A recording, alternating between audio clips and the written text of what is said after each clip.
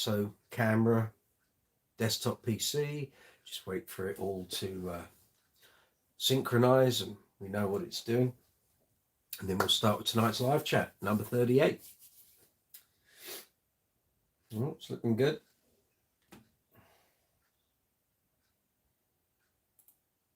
There we go. It's all working. Good morning, good afternoon, good evening, good night, wherever you are in the world. Welcome to live chat number 38. We've done 38 of these here on Brooks's Base Corner. I'm Mike Brooks. It's 8 o'clock Tuesday night here in London town in the UK. Hope you're safe and well wherever you are in the world. Hope life is treating you well. Hopefully you'll have better weather than we've got here. It is absolutely freezing here in London. We've been getting snow throughout the UK today, and looks like we're going to get another dose of winter before we get to spring. So lucky us. Hope you're all doing okay. Hope since last week's live chat, everything's gone okay for you. Tonight it is a general chat. There's no topic of conversation. Hi Lewis, good to see you from California. I think you've got some snow as well. But there's no general topic, so anything to do with bass guitars. We're talking basses, amplifiers, speakers, bass effects, or guitar effects if you're that way inclined, bass accessories, great bass players, great bands that had great bass players, albums with great bass lines on. Got anything that you'd like to ask me about videos that are already here on the channel? Feel free, you're more than welcome. If you've watched any of the interviews or any of the reviews or the demos, anything here on the channel, if you've got some questions, fire them away. If you're first time here on a live chat, whether on my channel or anyone else's, the way this works, this is the video window. Hi. Underneath the video window, on the mobile app, so if you're on a mobile device, the live chat window is below this. So in there, you can type your comments, type your questions. It pops up here on my live chat window as soon as I see it. And let me just turn that on the camera as well, so I'm getting everything. And then when I see it, I'll respond to it. If you're on the desktop version, the live chat window is that way. Again, type your questions, your comments in. As soon as I see them pop up here, I'll deal with them. It's a two-way street, so if you guys don't interact, then it's really just me talking for an hour or so. But if you guys have got questions, comments, things you want to talk about, maybe some gears not working how it should, or maybe you're trying to set pedal board up, maybe you're looking to buy some pedals and you haven't got a clue what to buy. If I can't help you, then chances are one of the other fine people that attend these live chats might well be able to do so. We've had this situation many occasions where someone's asked a question and I've been able to help them. Or if I don't know the answer, one of the very fine people that attend Brooks's Bass Corner live chats probably will know the answer. Hey, Joe, welcome. Thank you, Mr. Joe Goose, for your big shout out on Bass Chat last week, after last week's live chat. Thank you very much. I really appreciated that. Really kind words. You're always welcome. Stacy from North Carolina, good evening. I can see messages are flying up, so I better say hello. Martin Fay, good to see you. Similar weather in Dublin. Hope you're well, sir. Thank you for your input last week. Really appreciate it. Lewis, yeah, you got snow. All excited about my new purchase, Rev G8 noise gate. Cool. Be here Thursday, right? Okay. Tell us more. Let's know some more about this pedal. Why have you bought it? What are you going to use it for? What sounds are you going to try and use that noise gate to get? Let us know. We need to know these things. The fine detail, you see, these are cultured minds here on Brooks's Bass Corner live chat. All of this bass knowledge, bass input, that's what I'm trying to promote here. So, as I said, if someone asks a question and I don't know, chances are one of you fine people might do. And let's be fair, over the past, 2.5 years, coming up on 3 years in July, on all these live chats, you know, the interaction and the help and the advice is kind of what we've created here. So, you know, it's not just me, it's also you fine people that get involved. So cool. So if this is your first time on a live chat, as I said, if you're on the mobile device, live chat window is below this video window. If you're on the desktop version, it's that way. big white window, unless you've got the dark theme, in which case it's a very dark grey black window. At the bottom of that window, you'll see there's an emoji icon. Knock yourselves out with that. Feel free to add emojis as you wish. That's what I like to see. Lewis, adding loads of emoji. Good man. That's what we like to see. The YouTube algorithm likes emojis on live chats, so feel free to help yourselves there. Next to it, there's a dollar symbol. For the uninitiated, that's called Super Chat. That allows you to make a financial contribution to the channel. What do financial contributions do, I hear you ask? Well, I use those donations to keep the channel going. It allows me to book studio time, pay for studio time. It allows me to buy all the technology and equipment I need for doing the video content. So stands, boom stands, microphones, lights, editing software, audio interfaces, lots of the items you see in the videos when I'm demoing them or reviewing them. I've got to buy those. So for quite a large chunk, what you're seeing is my own personal collection, unless it's something that I think I really should cover that item here on the channel. So then rather than go to the companies and batter down their door trying to get demo versions, I just go and buy them. It's a lot quicker and it means I can get the content out quicker. So that's kind of what all those financial donations go towards, as well as getting them. Well, big news, the merch store is up and running.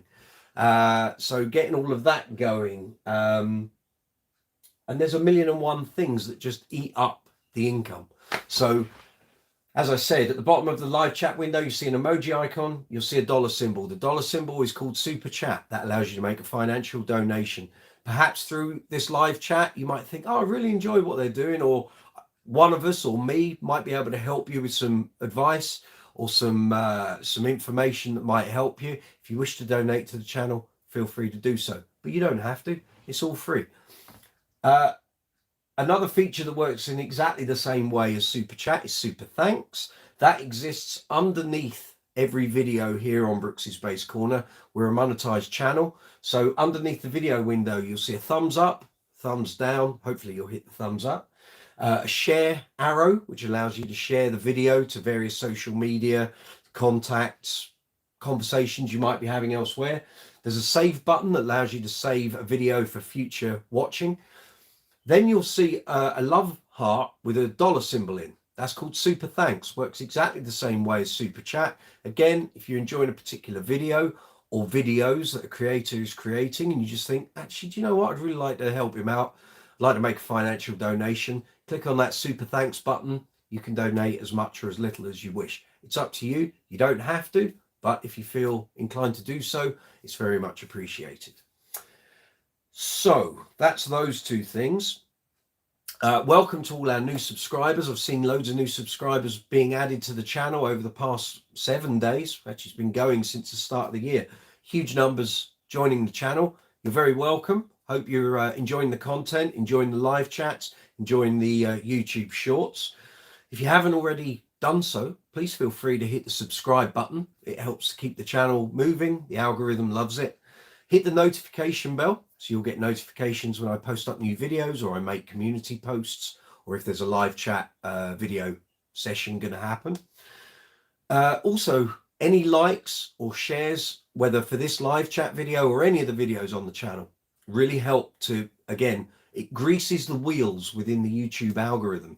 If I just put videos up and no one really interacts with it, views are fantastic, but likes, comments, shares, it all helps. And it helps to hopefully keep this channel going for as long as possible. My intention is to do it for 25 years or more. Let's see how far we go. So that all helps to grease the algorithm wheels.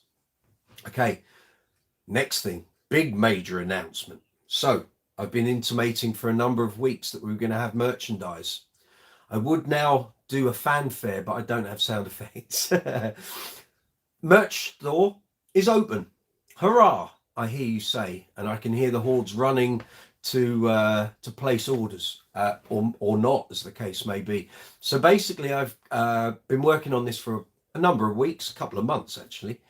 So now I have a merchandise store that exists outside of YouTube, but also the same store is connected to the YouTube channel. So I assume if you, well, I don't know if this is working, so you guys can give me the input.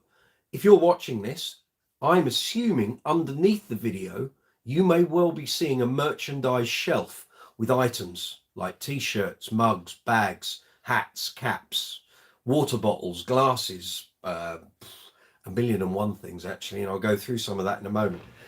Let me know if you're seeing that. I don't know if you are. I know when I've checked it out watching videos, there has been a merchandise shelf, but please tell me, is there a merchandise shelf below this live chat window at this very moment? So you guys tell me that. You should be seeing one. If not, then I assume it will be there when the live stream gets uploaded onto the platform overnight tonight. So, as I said, there's an external store and there's the YouTube linked up. Yep, you can see the merch link. Checked it out earlier today. Fantastic, Martin. Thank you. So good. We know that bit's working. So basically, I've set up a store with a company called Spreadshirt for here in the UK and Europe. And their American end in the US is called Spreadshop. Same company. The accounts are linked. So if you are in Europe or the UK or Russia or Asia, if you go through to the American part of the store, it will then ask you, do you want to purchase from Europe or America? Likewise, if you're in the States, US resident, you want to check out some of the European merchandise that might not be on the US store, although from what I've seen, there's far more on the US side than there is on the European side. There are items that aren't even in the European shop. Again, it will ask you, do you want to be buying this from Europe or the US? So obviously shipping costs, you want to buy in your home territory. Either way, both stores are linked, but it will give you that option. Which store do you want to be buying from? I am waiting for my own creator samples to come through, but I've been watching videos of merchandise that this store has created. It looks really high quality. I'm quite blown away with the people who've been doing guidance videos for the company, and they've been showing the merchandise that they've had created for their channels. It looks really top notch. So I'll give you a quick rundown of what's in there. Feel free to scan along the merch shelf, or there are links in the description box for merchandise, affiliate links, which I'll come back to in a moment, and social media links. Affiliate links I'll come back to, but if you go into the description section, you'll see a link saying Brooks's Base Corner merch. So you'll see a link for the European store, you'll see a link for the US store.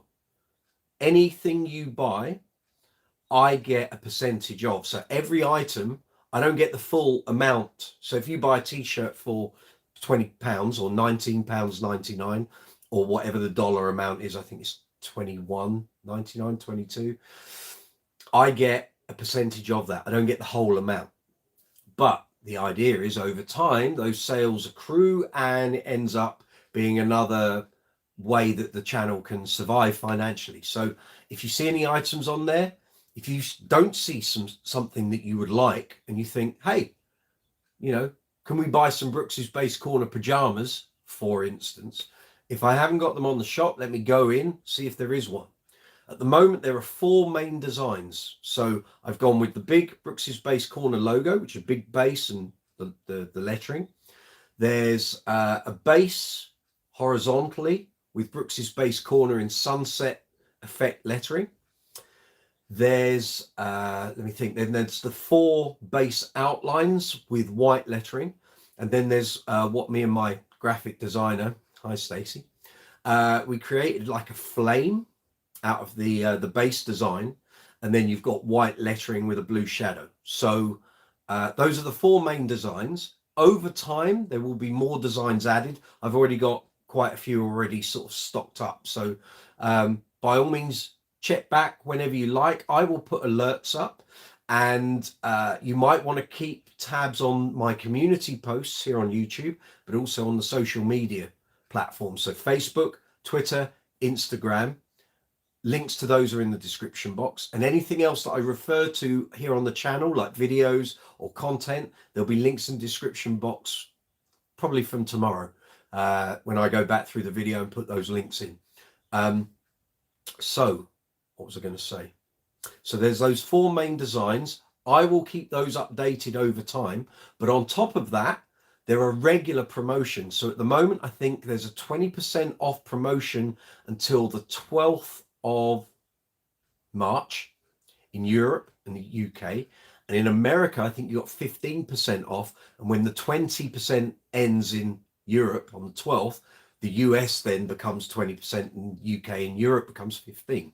So at the moment, there's a discount. So let's think, if you're in the UK and you buy one of my t-shirts at £20, it's got 20% off. So £4 off. Can't say better than that, really, can I? I think the price you see includes VAT, but doesn't include your delivery cost. So I guess the more you buy, the better that's going to work out in terms of how much you're going to pay in delivery. I don't know if it's one set fee for delivery, but I guess if you had a bigger, bulkier order, I'm guessing it's worked out in terms of weight, maybe. But this is all new to me. This only went live yesterday. I've had my first purchase already. So Peter Battersby, thank you so much for your first purchase, sir. A beer mug, no less. Well, beer glass, actually. It looked great, and it all registered. So I know it's all working. So that's all cool. Let me just give you a quick rundown of some of the items. You'll be seeing them on the shelf anyway, but let me tell you some of the things. So I'm looking at the US store, where there's more range, more colors, more actual individual items. So there's t-shirts, men's, women's, teenagers, kids. There's baby items, but I've kept that off the store. I can't see anyone, buying a baby grow with Brooks's base corner on it. It's not going to happen, is it? Let's be fair. So those t-shirts, then you've got hoodies, you've got sweatshirts, there are jackets, there are, look, let's be fair, when we're talking t-shirts here, there's about 25 different styles of t-shirt garment. So for the women, I mean, I was going through, clicking, selecting the item, and it's like, how do you know which t-shirt? I just buy a t-shirt and it's either a slim fit or a standard fit. The women's t-shirt, there's ones with rolled up sleeves, there's big extra sections, there's some that look like they got wings on them. There's ladies, educate me. I couldn't get my head around it. Anyway, hoodies, we've got caps, we've got hats. Women's roll cuff t-shirt, this is what I'm talking about. Then you'll get the organic version. Then there'll be like a hyper stylized version, and you'll be looking at the prices, and they're all over the shop. But basically, I need to see what works, what you guys are interested in, what sort of merch you're interested in. So really, I've thrown everything at the wall. And over time, if it's fairly evident that some things just aren't selling, I'll take them off the store, so there'll be less choice. I can always put them back up. But at the moment, everything is up for discussion. Then we've got mugs. Then there are full color mugs. Then there are what's that? Coffee tea mugs. So I don't know what the difference between a coffee tea mug and a full color mug is. That kind of leaves me all over the shop. Then we're in things like men's premium tank tops, if you please. Aprons. Yeah, for those who think they're a bit of a whiz in the kitchen, you too can have an apron with Brooks's Base Corner on it. Let's see. Tank tops for women, which doesn't, looks a little funky, but there we go. And it just goes on and on and on. There are water bottles, there are bags, there are iPhone cases, tracksuits, there are leisure wear clothing. It's just socks. I didn't see any pants, but there were bum bags, although in America they're called fanny bags. So hopefully that won't invoke the YouTube police. But yes, in America, you can buy a pink fanny bag with Brooks's Base Corner on it. How delightful.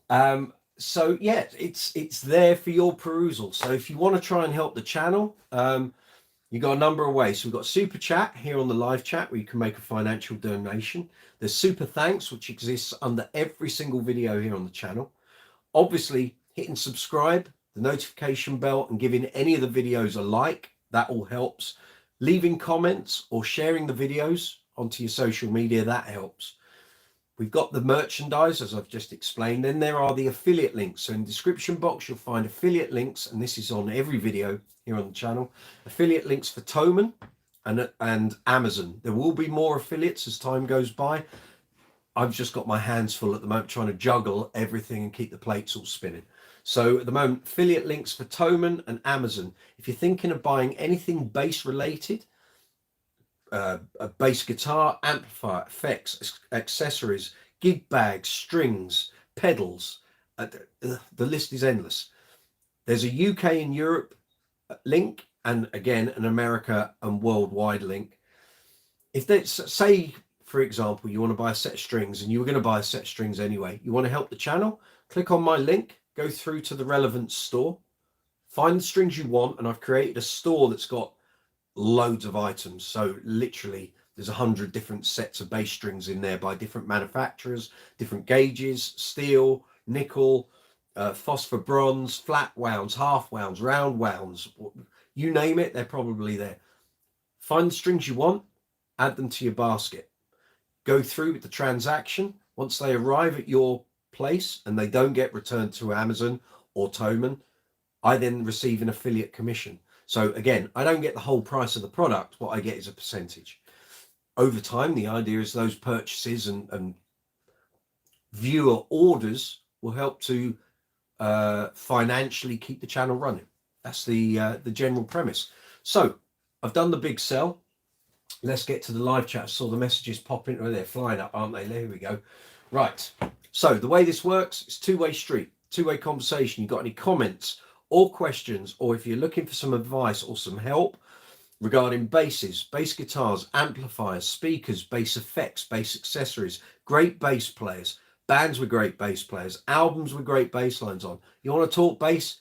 Brooks's Bass Corner is the place for that. Tuesday night, 8 o'clock, London town in the UK. Let's see what's in the live chat window. So we got Stacey, Lewis, right? Okay, looking to reduce my noise floor with the G8. I'm sure my Wampler EQ running at 18 volts is not helping the noise floor. I'll be using the 4-cable method for cleanup. Very good. Okay, yeah, I get your thinking there, Joe. Oh, hold on, I need to bring your message up. I can see a white headstock behind my white. That one, that's ice blue metallic. That's not white. The white one over there is a GB Rumor. Is that the one you mean? Oh, get out of the way. I'm presuming you mean that one. Yeah, we'll come to that shortly. Let me catch up on the messages and then I will divulge what the bass with the ice blue metallic headstock is. You can see what headstock. Yep, Martin, it looks like a Lakeland DJ4. It's not a DJ4. No, Martin, it's not. You'll see what it is very shortly. It's not a DJ4. Lewis, this is after I made sure all the cables were great quality. Very good. That move reduced like 50%. 50%. Just pop them back in. 50%. I think you'll find that is. Noise gone. Yes, good quality cables. Always a wise investment, Lewis. Martin, hello, Mr. YouTube algorithm. Yeah, exactly. Get those emojis going, guys. Martin, yeah, can see the merch link. Checked it out earlier today. Very good. Cheeky Little Productions, welcome. Hope you're okay. Pickpockets pucker that okay. Don't know what that means, but you're welcome. Stacy, lots of thumbs up. Excellent. Totally forgot what you meant. Cheeky Little Productions. Who's that? I don't recognize your name, Cheeky Little Productions. So do I know you already? If not, introduce yourself. Cat Voodoo, good evening. How you doing, mate? Good to see you. Little Productions, first floor of this site. Cheeky Little Productions, have you been on the source? I have a feeling you may have been hitting the sherry early, but yeah. Stacy, hi. Martin, is the Europe merch shipped from UK or EU? It's shipped from the EU, apparently there are 3 sites. There's one in Poland, one in Czech Republic, one in Germany. I will be placing an order tomorrow for samples. So highly likely on the next live chat, you'll be seeing me wear some of the merch. So I want to see what it's like firsthand. But as I said earlier, the videos I've seen on YouTube of people who already have their merch done with Spread Store, Spread Shop, or Spread Shirt, it looks really good. The hoodies look like really good quality material, really good stitching, really thick. So yeah, I want to see what the t-shirts are like, what the caps are like, what the bags are like. Mugs are mugs, kind of. But yeah, so yeah, it comes from either Germany, Poland, or Czech Republic. It makes a difference in terms of VAT and duties. It should all be explained on there. And I was having a look through there earlier as a creator. And basically, because I'm ordering samples, I get stuff at base price without my cut on top. Be a bit daft me ordering loads of merchandise and making money on it. But yeah, I don't know what the VAT and duties are. Martin, by all means, stick some stuff in the cart, go through to checkout, have a look, see how it all adds up. But like I say, at the moment in Europe, there should be a 20% discount applied. It's not 20. I was assured it was on the section of the site I was creating on. If it's not 20, it will definitely be 15. There's a redeem button. I think at the top of the store you'll see it, but certainly when you go through to checkout, that button's there again. So you'll get 15 or 20% off. Stacey, US stores a wonderfully ridiculous neon lime color in some items. You saw it too. That's the one to wear at 4 o'clock in the morning after you just come in from the nightclub. Absolutely leathered, I would say. Fanny pack, sir, indeed. Yes, so that's the 3rd time I've said that. John O. Johnson, good evening. Welcome. I don't think you've attended one before. I'm doing very well, thank you. Apart from the fact, it's fine, I can say. I'm going for a chest x-ray tomorrow. I don't know what's going on. I've had a really dry, hacking cough for about 3 months. Loads of it going around the UK. Probably first winter we've all been out big time since COVID. There's all sorts of germs flying about. I know more musicians and singers going down with throat problems and chest problems and long lingering colds and all sorts. That I've got something going on. But tomorrow I'm going for a chest x-ray. So other than that, yeah, I'm great. I'm doing okay. Yeah, channel's all green arrows everywhere. Channel is progressing. So yeah, I can't complain, my man. Hope you're well. I don't think you've ever attended a live chat before, but you're more than welcome. So I hope everything's good. Right, I'm up to date on those. Now, bases, I guess, is what we need to talk about. So if you follow the community tab, that's like YouTube's version of social media. So I try and post on it every day, every other day. Sometimes there might be a longer gap if I'm really busy. So anyone that's followed that or followed the social media platforms will know I had New Base Day on Saturday. But before that, 2 weeks ago, and anyone that was on last week's live chat will know. So I managed to pick this little beauty up on eBay for a very reasonable price. So this is an Ibanez SR300 EB. It's kind of in the lower end of the Ibanez range. And candy apple metallic red. Not a particularly expensive base, but I want to do some videos. I want to do some demos, review video as well. Want to do some compare and contrast with other Ibanez models and other bases of a similar price. So this came in and it's pretty much immaculate. Previous owner had really looked after it. Strings are dead, so it's going to be a workshop video very, very soon here on the channel. So it needs new strings, it needs a setup, a little tweak of the truss rod, give it a little polish as well. So yeah, so that's base number 1. You want to ask any questions about it? Feel free. You want to know why I bought it? Ask me. So that's number 1. Then last week, and many of you who've attended live chats in recent weeks will know, very shortly we're going to have I'm going to embark on an adventure.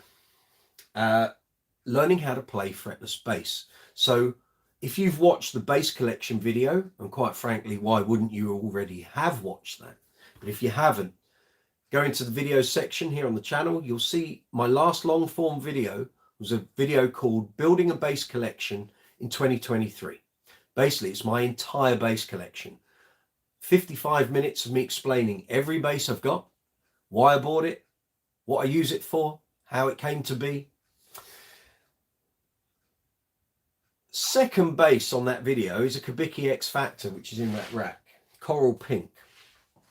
In 2002, I had it defretted and turned into a fretless. I was changing the basses I was using, kind of thought I need to have a fretless. Didn't want to have to sell the Kubicki, but I had quite a few fretted basses at that point. Well, yeah, I've got a few now as well. But I didn't want to have to get rid of it. And there's a lot of history.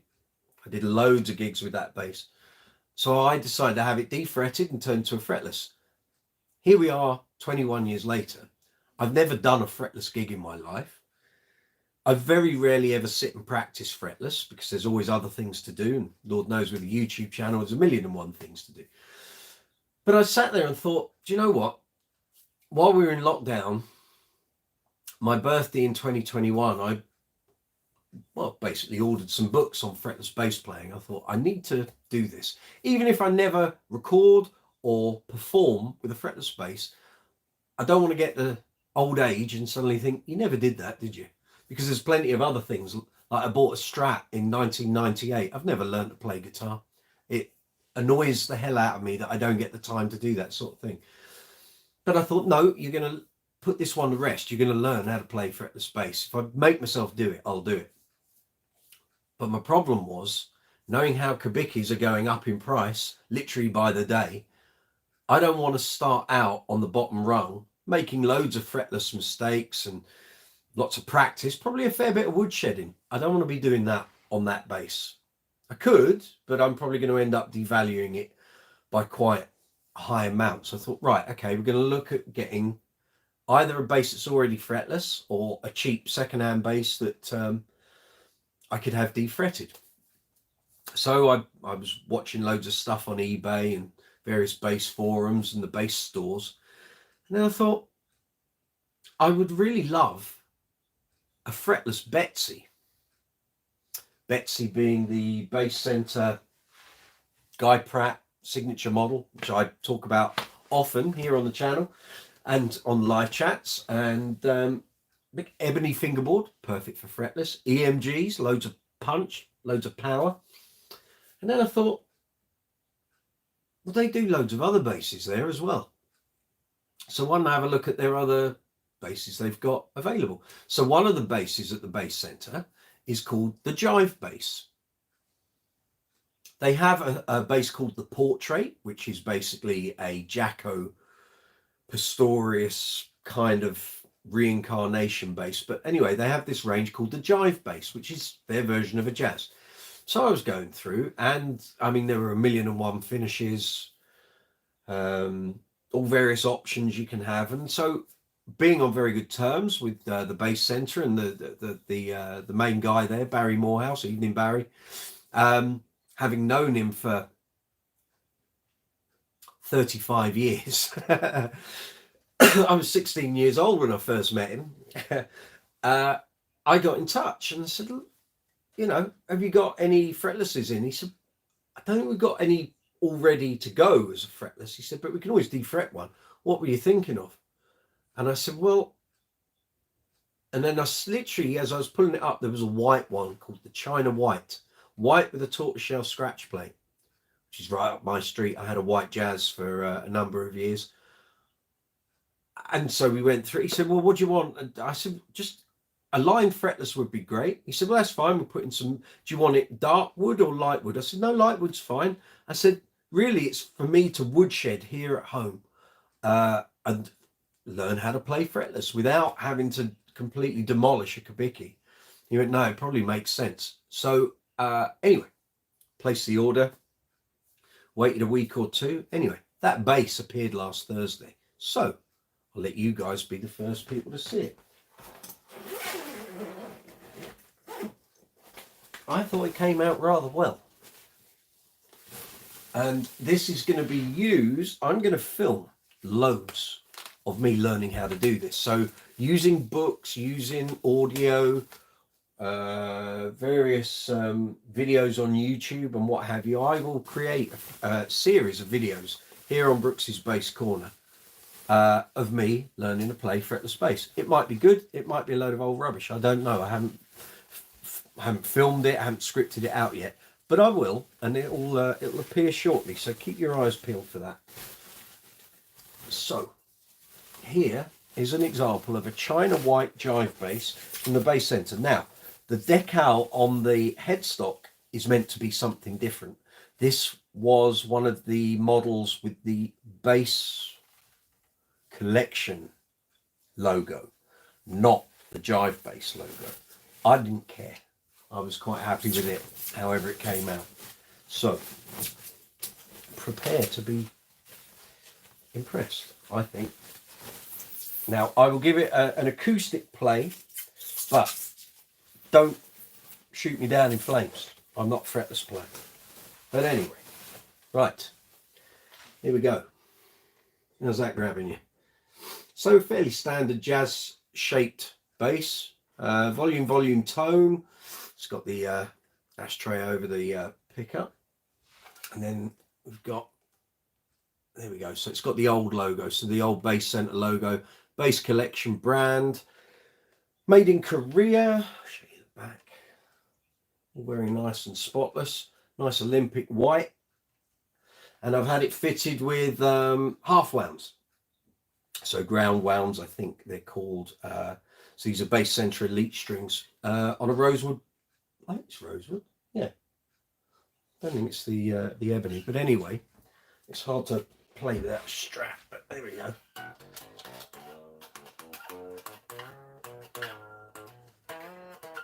I've not tuned it up since last Thursday, so it could well have...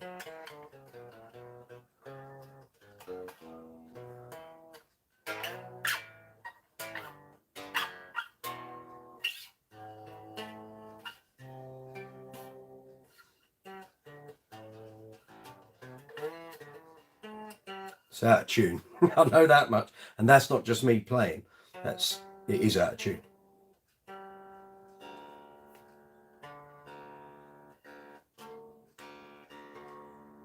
Yeah. It's out a bit.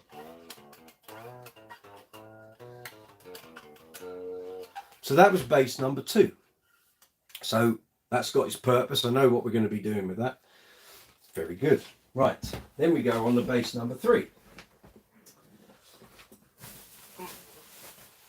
So just bear with me a moment. I'll put this back in its bag.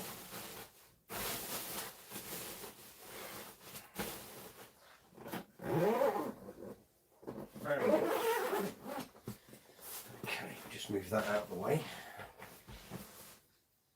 Okay, right then, bass number 3.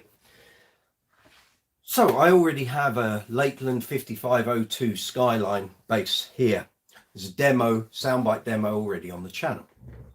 I'll come to your messages shortly, guys. Always been impressed with Lakelands. When I've reviewed them, played them, always been really great basses. Doesn't matter whether it's a Skyline or an American or whatever. They're always pretty impressive. While we're in lockdown, I bought a 5502 second-hand one. A model came out in 2021. So I'd looked at some of the other Skylines, and they're obviously Lakeland's version of a Precision, a Jazz, various amalgamations of the pair. And anyway, they came out with a limited edition model, which is a 4464. Now, normally a 4464 is a Precision. This one's got a Jazz pickup in the back. So they came out with an ice blue metallic 4464. Perloid plate, matching headstock, abalone block markers, and I saw it on Guitar, and I thought, well, that looks really nice. Then someone on Bass Chat bought one. He then sold that, and I don't know if it went to the second owner or whether this one I've got was a different bass, but bought by someone else. Anyway, I ended up with another guy, and then I've bought it off of him. So why have I bought it? Well, A, I really like the look of it. B, I don't have a huge amount of passive basses. I've got a few, but I don't have a passive PJ. Got lots of active ones, but not a passive one. And also, that colour is not too dissimilar from the pewter coloured Precision Special that John Deacon used in the early 80s with Queen. Didn't use it often, but he used it occasionally live. And obviously I play in a couple of Queen tributes. I do some Queen tribute gigs. And although I use 2 Precisions for that, I've considered a Lakeland Precision and a GNL Precision a number of times. And I thought, well, there's no harm in buying a second-hand one. See what you think. If it doesn't do anything for you, then fine, you can sell it again. But anyway, also I can do some good demos and some good review stuff here on the channel with it. So here we have Ice Bloom Metallic 4464. You can choose to string it through the body or through the bridge. Volume tone, pearloid pickguard, maple fingerboard, abalone blocks, actually pearloid blocks with abalone corners. Like the darker section you're seeing, that's abalone and the rest of it is pearloid. Really nice. Matching headstock. But made in Indonesia. So it's a 2021 limited edition. I bought it on Saturday, used it for a couple of numbers on the Queen tribute show I was on. Sounded great, felt great. Quite different to my Precision, the black one that I use, which is a Mexican, 2018 Mexican. But yeah, so there'll be some videos and some demos and a review video of this very shortly. Again, needs setting up, change of strings, a few little tweaks, but nothing major. So there'll be a workshop video as well. So yeah, so there we have 3 new basses in the collection. How long they'll all stay around for, I don't know. I think the fretless will be here till I basically croak, but the other 2, well, we'll see how they go. But certainly, you know, all in pretty good nick. Well, I'd hope the bass center one is, because it's brand new. But the 2 second-hand ones, yeah, literally nothing wrong with them. So it's all good. Going to be busy, I think. Let's just get that so I don't mash up the volume control. You in? Good. Right, done. There we go. 3 new basses to do videos for. Right, I can see comments. John O'Johnson, going around the schools as well. Yes. We're talking about the lurgy. Yeah. Never done a live chat, but we've spoken a few times on Instagram. Yes, we have. You're right. Good. Well done. It gets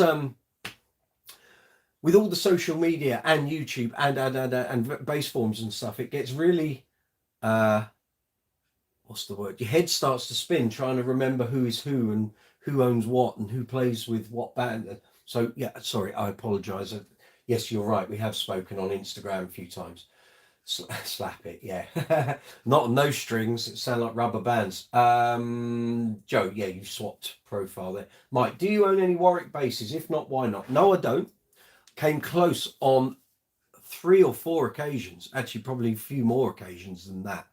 I've put bids in on various Warwicks on eBay over the years and always got gazumped at the last minute. And I nearly bought a Thumb 5 back in 1990 from Gig Sounds in Tooting, Streatham, Tooting, same kind of thing. And at the time I didn't have £900 for it. Just didn't have 900 quid. I was 18 and I didn't have £900, so I didn't get to buy it, and it was a great bass. But there we go. So why not? I don't want to start the whole Warwick Spectre argument. I do love my Spectres. I could easily have fallen into the Warwick camp.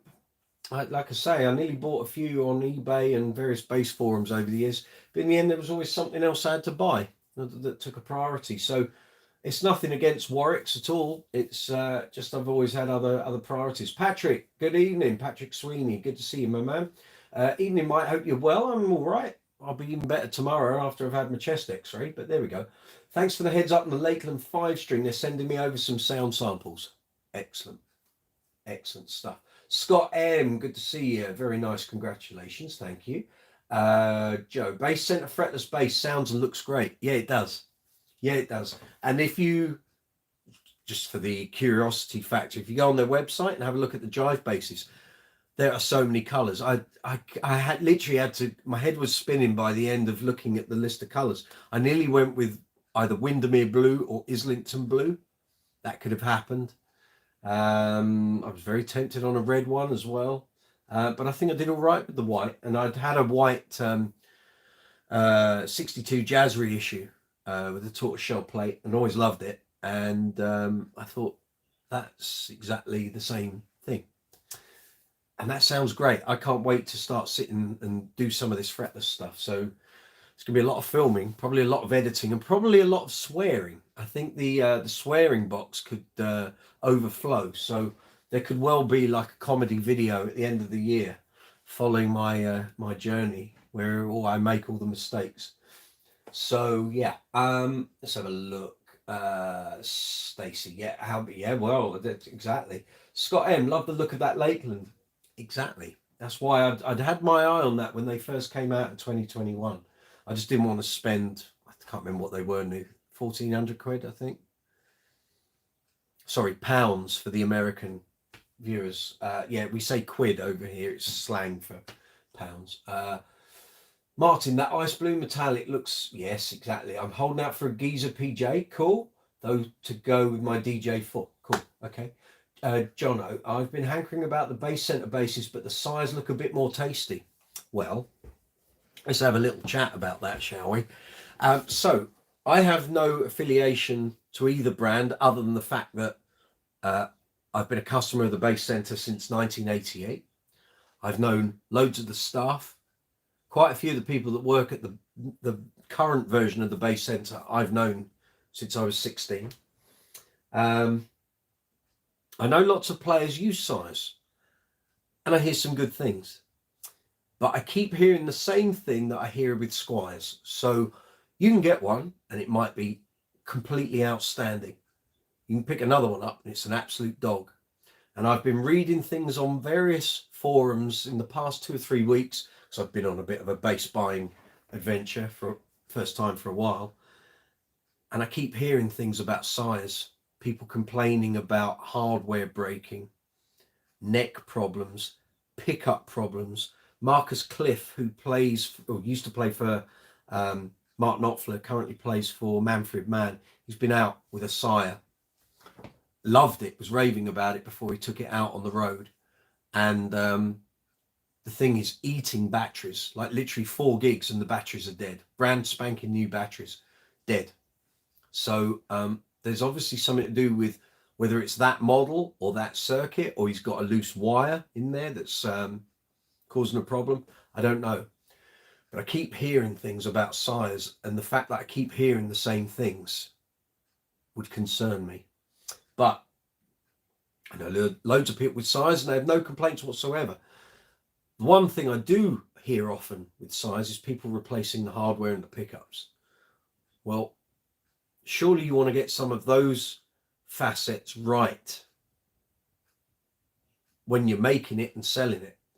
It's all, I mean, Betsy doesn't have name hardware, but I have no issues with the tuners, the bridge, pickups for EMGs. Everything on that bass works great. Why do I keep hearing the same? Why do I keep hearing things about the hardware and the pickups with size? I don't know. Is it because there are far more of those out in the marketplace and out there in the playing community, that if there's more of them, you're going to hear more problems? If there's fewer of them, and you're going to hear fewer complaints because there's just fewer of them out there. I don't know. So by all means, John, have a look at the size. But what I would say is go and play some, try some out. Then if that store has any Bass Center basses there, try them as well, compare them.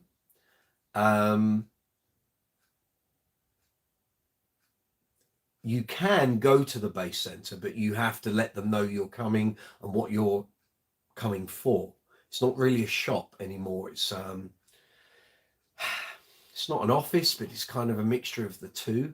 But they do have, you know, if you speak to them nicely and say, I'm looking to buy a base, I'd like to come and try some of your bases, I'm sure they will accommodate you. But certainly don't write off the base center stuff, because I've had Betsy since September 2019. It's blown my socks off. And I totally expect this China White Fretless to do similar. So I will be reporting back. Yes, sir. Jono, but saying that, I'm thinking Dingwall next, purely for versatility. Can't go wrong with a Dingwall. Got an NG2 over there. But then again, the price difference is huge. So I suggest one of each, surely. Stacey, the colour looks different depending on what you're wearing. Lighting, colour shifter. What are we talking about? We're talking about the Lakeland. Stace? Ice blue metallic. Yes. Yes, there we go. David Gill, welcome. Message retracted. Hope you're well, sir. Lewis, Jono, the Dingwall is probably the cheapest high quality bass on the market. Agreed. Most bass guitars I see don't wear the 3K look very well. I hear. Jono, I've not heard any of this about size. I may need to do more research. I'm only reporting what I've read. So, like I say, lots of people have size, have no complaints. But the fact that I keep seeing the same issues come up time and time again would lead me to believe that maybe the quality might be a bit similar to Squire's, where you can pick up a Squire that is absolutely devastatingly good. You pick another one up, exactly the same model, in the same shop, pick it up, and it's an absolute dog. But I've always advocated that every bass should be taken on its merits. Don't assume picking one bass up, another of the same brand and the same model will be the same. It might not be. I will always refer to the story. I had 5 Status Series 2000 graphite basses at home at once. All 5 were totally different.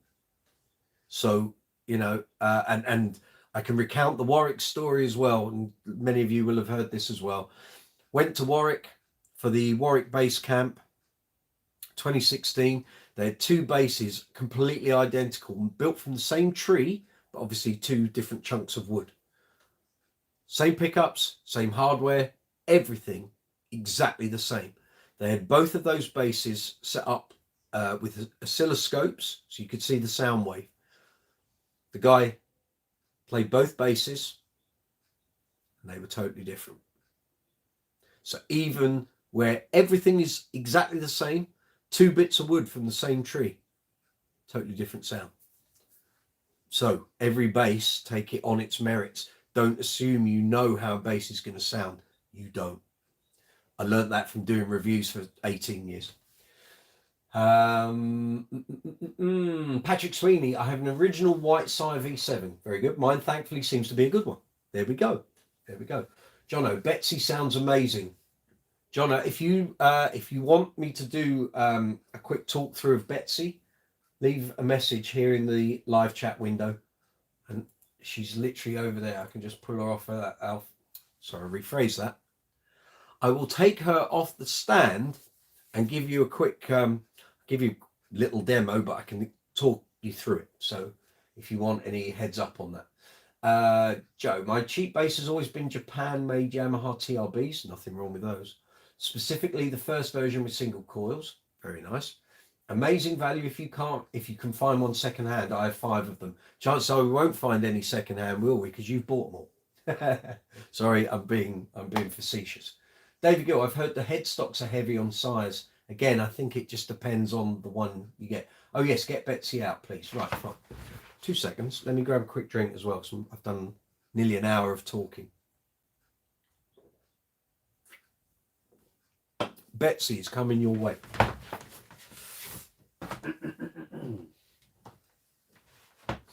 Here we go. So I'll recount the story. It just makes it easy, doesn't it? But I know some of you will have heard this all before. So in 2019, well, it was probably the year before, 2018 maybe. Guy Pratt approached Barry Morehouse at the Bass Centre.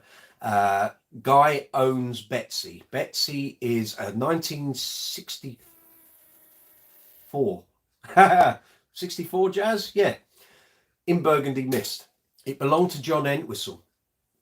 On my bass collection video, I say John Entwistle sold it to Dave Gilmour and Dave Gilmour sold it to Guy Pratt. That's wrong. I've been corrected by Mr. Pratt. He said that one was never sold to Dave Gilmour. So I take that back. So basically it was John Entwistle's bass and Guy Pratt bought it off him. Betsy's done loads of gigs, and obviously value and general credibility with that bass is huge. It's now getting to the point, can't really take it out on tour. It's too valuable. If you want to keep it in usable state for sessions and what have you, there comes a time where you're not going to be taking a 64 Jazz out on the road. So Guy, well, through a conversation with Barry, whether Barry said we'll come up with a bass for you, or Guy approached Barry, I don't know. I haven't got to the bottom of that one. And basically the Bass Centre produced this. So this is a Guy Pratt Betsy signature bass produced by the Bass Centre here in the UK. The bass is made in Korea, finished in Burgundy Mist Gloss. It looks pink, but I've got the floodlights on, so it's probably looking a little brighter. Active EMG, single coils, passive tone controls. The battery is under this plate. So you take 3 screws, this whole chunk comes up and the battery's under there. White pickguard, 2-ply, 3-ply, ebony fingerboard, basswood body, matching headstock with Guy's signature. Hardware is whatever it is, but the bridge saddles are period correct, so they've got the if you can see, so it's slotted, so you can move the string across wherever you want it for string spacing purposes. So this was at the Bass Centre stand at London Bass Guitar Show, September 2019. Barry came up to me and said, I got my new Betsy bass, would you like to review it? So I checked with my editor. He said, yeah, go for it. I took it away, reviewed it, and was blown away by this bass. Absolutely blown away. I took it back and I said, I want to buy that. He said, well, I need it for the show. I said, you can have it for the show, but I want it at the end of the show. Can I buy it? He said, yeah, all right. So if you were at London Bass Guitar Show, September 2019, and you were playing Betsy at the Bass Centre stand, this is that guitar. Once I bought it, I used this probably on about 40 to 45 gigs leading up to COVID and the lockdowns. I used this in literally every band I was playing with at the time. So it's done lots of different stuff. It's outstanding, powerful, punchy, everything a good jazz should be. Got loads of great bottom end, punchy mid-range, and because the EMGs are active, you get a really nice glassy top end without being too hi-fi. So you want it to get a bit sort of throaty and clanky, you can do that. If you don't want that, it's got a whole load of other tones going for it as well. Balance is great, plays well, the neck's fabulous. I can't say enough good things about this. There is a demo video here on the channel. There's also a review video, various shorts talking about it as well.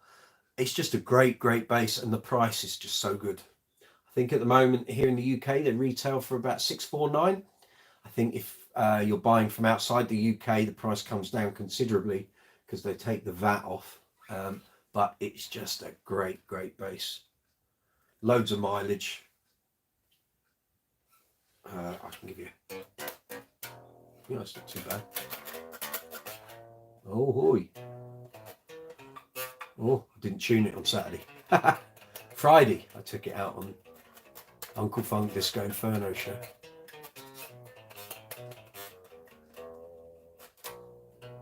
Woo! No, it's definitely out. That's a good one, isn't it? That'll make your fillings fall out, that out of tune. Let's see, where are we? Scott M. Oh, I like Betsy. Now also available in black. So if you want a black base, I think with a white plate, but you know, you can replace a white plate with black if you wish. Yeah, and if you go on the Base Center website, there are various other options. So if you want it as a fretless, or you can change it to a Babbage bridge, there's various options on there. Have a look. They all affect the price, but right, Joe, EMGs versus Barts. Are you asking me which I prefer, or do you want me to give a description of the differences? You tell me. Personally, I don't have a preference over either, and I like both, but they both have a very individual character. So EMGs are a bit more bass and treble biased, and the Barts are usually far more mid based. So you get a very thunderous low mid and quite a throaty high mid. But again, that's assuming it's a stock pair of Barts. They have different models that have different frequency characteristics and what have you. So I don't have a preference, but I'm happy to use either. But I know generally what I'm going to get with one or the other. So if you've got a bass that's already quite spiky, you're probably going to want to go with EMGs. Whereas if you've got one that's quite, how can I put it? If you've got one that's quite dark sounding, you might want Barts in it. Maybe. I don't know. Take every bass on its merits. The ideal always is to get a bass, and if you're going to change pickups, have the original set wired in, and then have the other set ready to go. And actually, one of the best videos here on YouTube was done by Aguilar, in my opinion, where they compare 4 different sets of jazz pickups on a Lakeland bass. It's like a 9-minute video. You can hear all the differences. It's just a great video. Every company should do them like that. Works great. RC Grinder, good. RC Grinder, really? Right. I'm presuming that's a made-up name, but if not, that makes well, very good. Yes. Hey, Mike, I was looking into getting a Betsy bass myself. Very good. Good choice, sir. But the basswood body kind of puts some doubts in my head, not being alder or ash. Okay, let me put that to rights for you. So originally the prototypes for this were alder. Okay, they were all going to be alder, and then I think when the basses went into production over in Korea where they were being made, basswood was financially a better option, but they said before we make that decision, we want to compare an alder one with a basswood. And actually, when they when Guy and Barry sat down and tested them, there was actually very little tonal difference, if any. So they wouldn't have been prepared to put a bass out that sounded crap with Guy's name on it. So the fact that, I mean, I've got a Fender Precision Light here that's basswood, and it's very light. Betsy's not that light, but as I said, I used this on about 40 to 45 gigs before we went into lockdown. And I've used it since we came out of lockdown. I don't even think the fact this is a basswood body. I just get on and play the thing, and it sounds great. And if there are any deficiencies in it being a basswood, well, you've got an ebony fingerboard on here, which hardens up the tonal definition. Then you've got active EMGs, which have got tons of oomph and power. But the fact they're active EMGs with a passive circuit, that really works. So it's not active pickups and an active circuit. It's active pickups with a passive circuit. Really simple to dial in, great tone. So don't have any concerns about the basswood body, I would say. I know there are other basses out there, and basswood kind of gets a bad reputation. Wherever the factory that they're building these gets their basswood from, it's good stuff. This isn't particularly light, but then again, it's not particularly heavy either. So, and the fact that Guy takes these out on gigs, that, you know, he wouldn't use any old rubbish, put it that way. So I think that would be a fairly good endorsement. Joe, did you ever try out Mark King's Fender Jazz model? I did. Was never that impressed with it. I think it was more I don't know what Fender were trying to do. It's because at the time he'd come out with the One Man album and he'd used Fenders and Music Man basses on there. Although he might not have used the Music Man actually. No, he couldn't have. Well, he could have used, if he was using any of the demo stems from before he sold the Stingrays, then yeah, he did. But One Man came out over a year after I owned his 4-string Stingray. So unless he was using stems recorded from before then, no, he didn't use a Stingray on One Man, did he? So I think Fender were trying to jump on that thing that he had been using some Fender instruments on One Man. And then there'd also been the interviewing Bassist magazine where he was sat on top of a big Ashdown 8x10 with various precisions, various Fenders, and maybe Fender thought, oh, this is a good marketing thing. Let's do 42 jazz basses and with LEDs, but they didn't do them very well, unfortunately. And anyone that knows anything about them will know they smell of Play-Doh and they stink, which I think is something to do with the paintwork. But there we go. John Johnson, I'm watching with my wife next to me, Mrs. Johnson. If you're going to buy your husband a Betsy bass, you're a fine woman, and it will give him hours of enjoyment, and it's a good excuse to shove him out the door and say, right, now go and earn some money using that. That would be, but if you're willing to buy a Betsy back, great value for money, I can honestly say. Jono, what's the dingle you have? Is it a 5-string? Yes, sir. Let me just put Betsy back and I'll show you the dingle.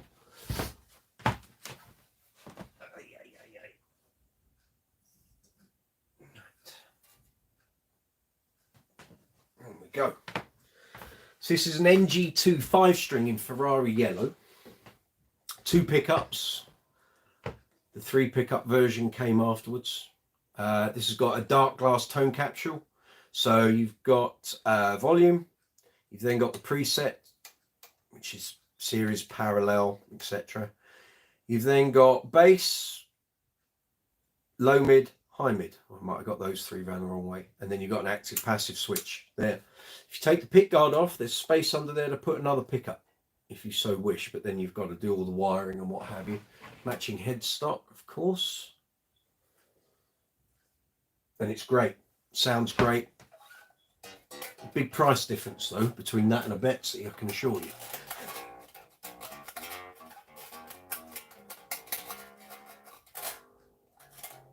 Anyway, if you have any questions, feel free to stick them in that live chat window and I'll answer them for you if I can. Lewis Wingrove, how's the Babbage bridge? Well, it's on the China White bass center bass, the fretless. It seems to sound great, but I haven't really sat and sort of plugged it in and got to know it yet. But Babbage bridges, I mean, that turned my head a while back when they came out. So I'm looking forward to getting personal with that bass and see how it sounds. The cams feature looks impressive till you look at the fulcrum point. Okay, looks like a broken bass string to me. Your thoughts? Don't know what you're getting at there. The cams feature looks impressive until you look at the fulcrum point. I'll need to get that bass back out. Looks like a broken bass string to me. I don't know what you... I think I might know what you mean because the Babbage bridge has a particular look. I'll check it out and come back to you in a minute on that, Lewis, when the chat slows down a little. Scott M, I got a new custom bass coming with some soap bar barts at the end of the month. It will be my first barts. I think you'll enjoy them. They can be lively. So see how you get on. See what the circuit is like that they're being matched with, because that can have a very strong bearing on how a set of pickups deliver. So, you know, once they do their job and they pick up the vibration of the string, it's then going via the circuit. See how you get on with it. Lewis, nothing beats Bartolini pickups for me. My Schecter bass guitar is killing it with the passive butts. There you go. There you go. I'm running classic soap bars, perfect for pedals and clean tones. Yep, and they'll give you a pretty full tone as well. Joe, did you like Stuart Zender's playing? Did you ever interview him? I love Stuart Zender's playing. Met him at Warwick's Bass Camp in 2016. and we had a really good chat. He was on my list to interview, but he only arrived on the Thursday night and I was flying out Friday morning. So we weren't going to get an interview. And I said to him, when you get back to London, contact me. I gave him my card, said, contact me. We'd love to do an interview. He never contacted me. And then in 2018, when I was doing the classic bass albums column for Bass Guitar magazine, I covered Emergency on Planet Earth and couldn't get hold of him. None of his social media sort of brought any results. A few people I know who knew him, I contacted and said, can you get this message to him? Just ask him to drop me an email. I just need to ask some technical questions regarding this album and what he used gear-wise and how he approached his playing for that album. And he never got back to me, and I then got told he was going through sort of a bit of a life crisis and what have you. So we never got to do an interview or anything. But I know people who know him, so maybe that might be something for a video interview here on the channel at some point. We will see. We'll see. But I do love his playing. Lewis Wingrove, yeah, it's official dark glass on that yellow zinger. I expect and demand that bass sound sweet. Yes, it does. Check out the soundbite demo, Lewis. I think that would have been, I think it's April 2021. So you'd need to go back through quite a few videos to find it, but it's in there. Or you can just search for Dingwall on my channel. How about that? Scott, nice to hear, Lou. Yeah, cool. What's the neck thickness like on the Dingwall? It's quite, I find it quite slim, but the fingerboard is broad. So as you can see, it's quite broad and it's fairly consistent across the whole neck. But I like that. I don't like necessarily a tapered neck. But if I show you the profile, so just there, it's kind of, it's a little less full than a Stingray 5, I would say, on the rear, that profile. But yeah, it's all good. It's all good. I love playing Dingwalls. I've no problem with fan frets. As I said, I think on last week's live chat, when we play, we don't spend our time, or you shouldn't be, spending your time playing like that, looking at the board. You spend your time just glancing down. So on any regular bass, you're going to have fret ends and probably the line where the fret is. We'll just play like that because the fret end is still there in that place. And the fan fret, the nature of fan frets is that it follows the curvature of your fingers. So I've never had a problem with it, to be honest. I think when anything new or different comes out, people always find a way to be negative about it. Just get on and play the thing. You'll soon work it out. Fan fret sleeve, 18mm string spacing on the Dingwall NG. It's great. I love it. I love playing this bass. Thing is, a lot of the stuff I do, I don't need a 5, although I have 4 5 strings here. But I've got them, and they're all very different from each other, very different sounds. So, you know, anytime I need those sounds, they're there. I can just kind of call on them. Jono, Zender is a monster player. Absolutely. He and Flea, probably for the whole of the 90s, were probably the two biggest bass playing inspirations for a whole generation of bass players, certainly here in the UK, but I'd probably say the world, actually. There were maybe Tim Comerford as well, perhaps, but Flea dominated the bass world in the 90s, and Stuart Zender probably wasn't too far behind. Lewis, look closely at the bridge to string contact. If you adjust it aggressive, it will have a cutting effect. It's sexy, but would not hold up in the long run, is what my eyes saw. I'll tell you what, Lewis, give me a couple of weeks to get to know that fretless, and I'll come back to you about that. Remind me on a future live chat. Say, how are you getting on with the Babbage bridge? And I'll get that bass back out and we'll go through it. Patrick, met Stuart Zender a couple of times at Sims Guitars bass days. Cool. Martin built a special Enfield for him to his specs. Okay. I think Martin still has it. Yeah. Okay. Martin Fay, I have a 4-string NG3. Very good. If I could have only one bass, this would be it. There you go. They are great. They're just so easy to play. I find them easy to play. And I love so many of the features, and Sheldon Dingwall is a personal friend, and we've had many a chat about basses and his stuff, and the fact that he is a huge admirer of Kubicki basses and was actually offered a job by Phil Kubicki and he didn't take it. I think he says it's probably one of the biggest regrets of his life. But if you look at any Dingwall pretty much and then look at Kubicki's, there are lots of similarities in the design, in the aesthetic, in the ergonomics. Yeah. Jono, he did an album with Mark Ronson. Yes, he did. He was Mark Ronson's bass player for quite a while. I forget what song it was, but man, try play the bass in that song. It's a difficult one. It was Lose It in the end. Monster bass line in that. Okay, big heads up there. I'll check it out. I will check it out. I think we're up to date on the messages, aren't we? Woo, wowzers. Okay. Well done, guys. That was a good train of conversation. We've been going an hour and a quarter, so it's 9:15 here in London. Welcome to live chat number 38 here on Brooks's Bass Corner. You're very welcome. I'm Mike Brooks. We're talking bass guitars, bass amps, bass speakers, bass effects, bass accessories, great bass players, bands with great bass players, albums with great bass lines on. If you've got any gear and it's being temperamental and needs a kick up the backside, or you're trying to put a pedal board together and you just don't know what pedals to buy or how to connect them up, ask me. If I don't know, chances are one of the fine people here will certainly be able to point you in the right direction. Graham Potts, good evening. I presume that's Graham Potts. I think it is. Evening, sir. Hope you're well. So the way this works, we have a live chat window on the mobile app. It's below this video window. On the desktop version, it's that way.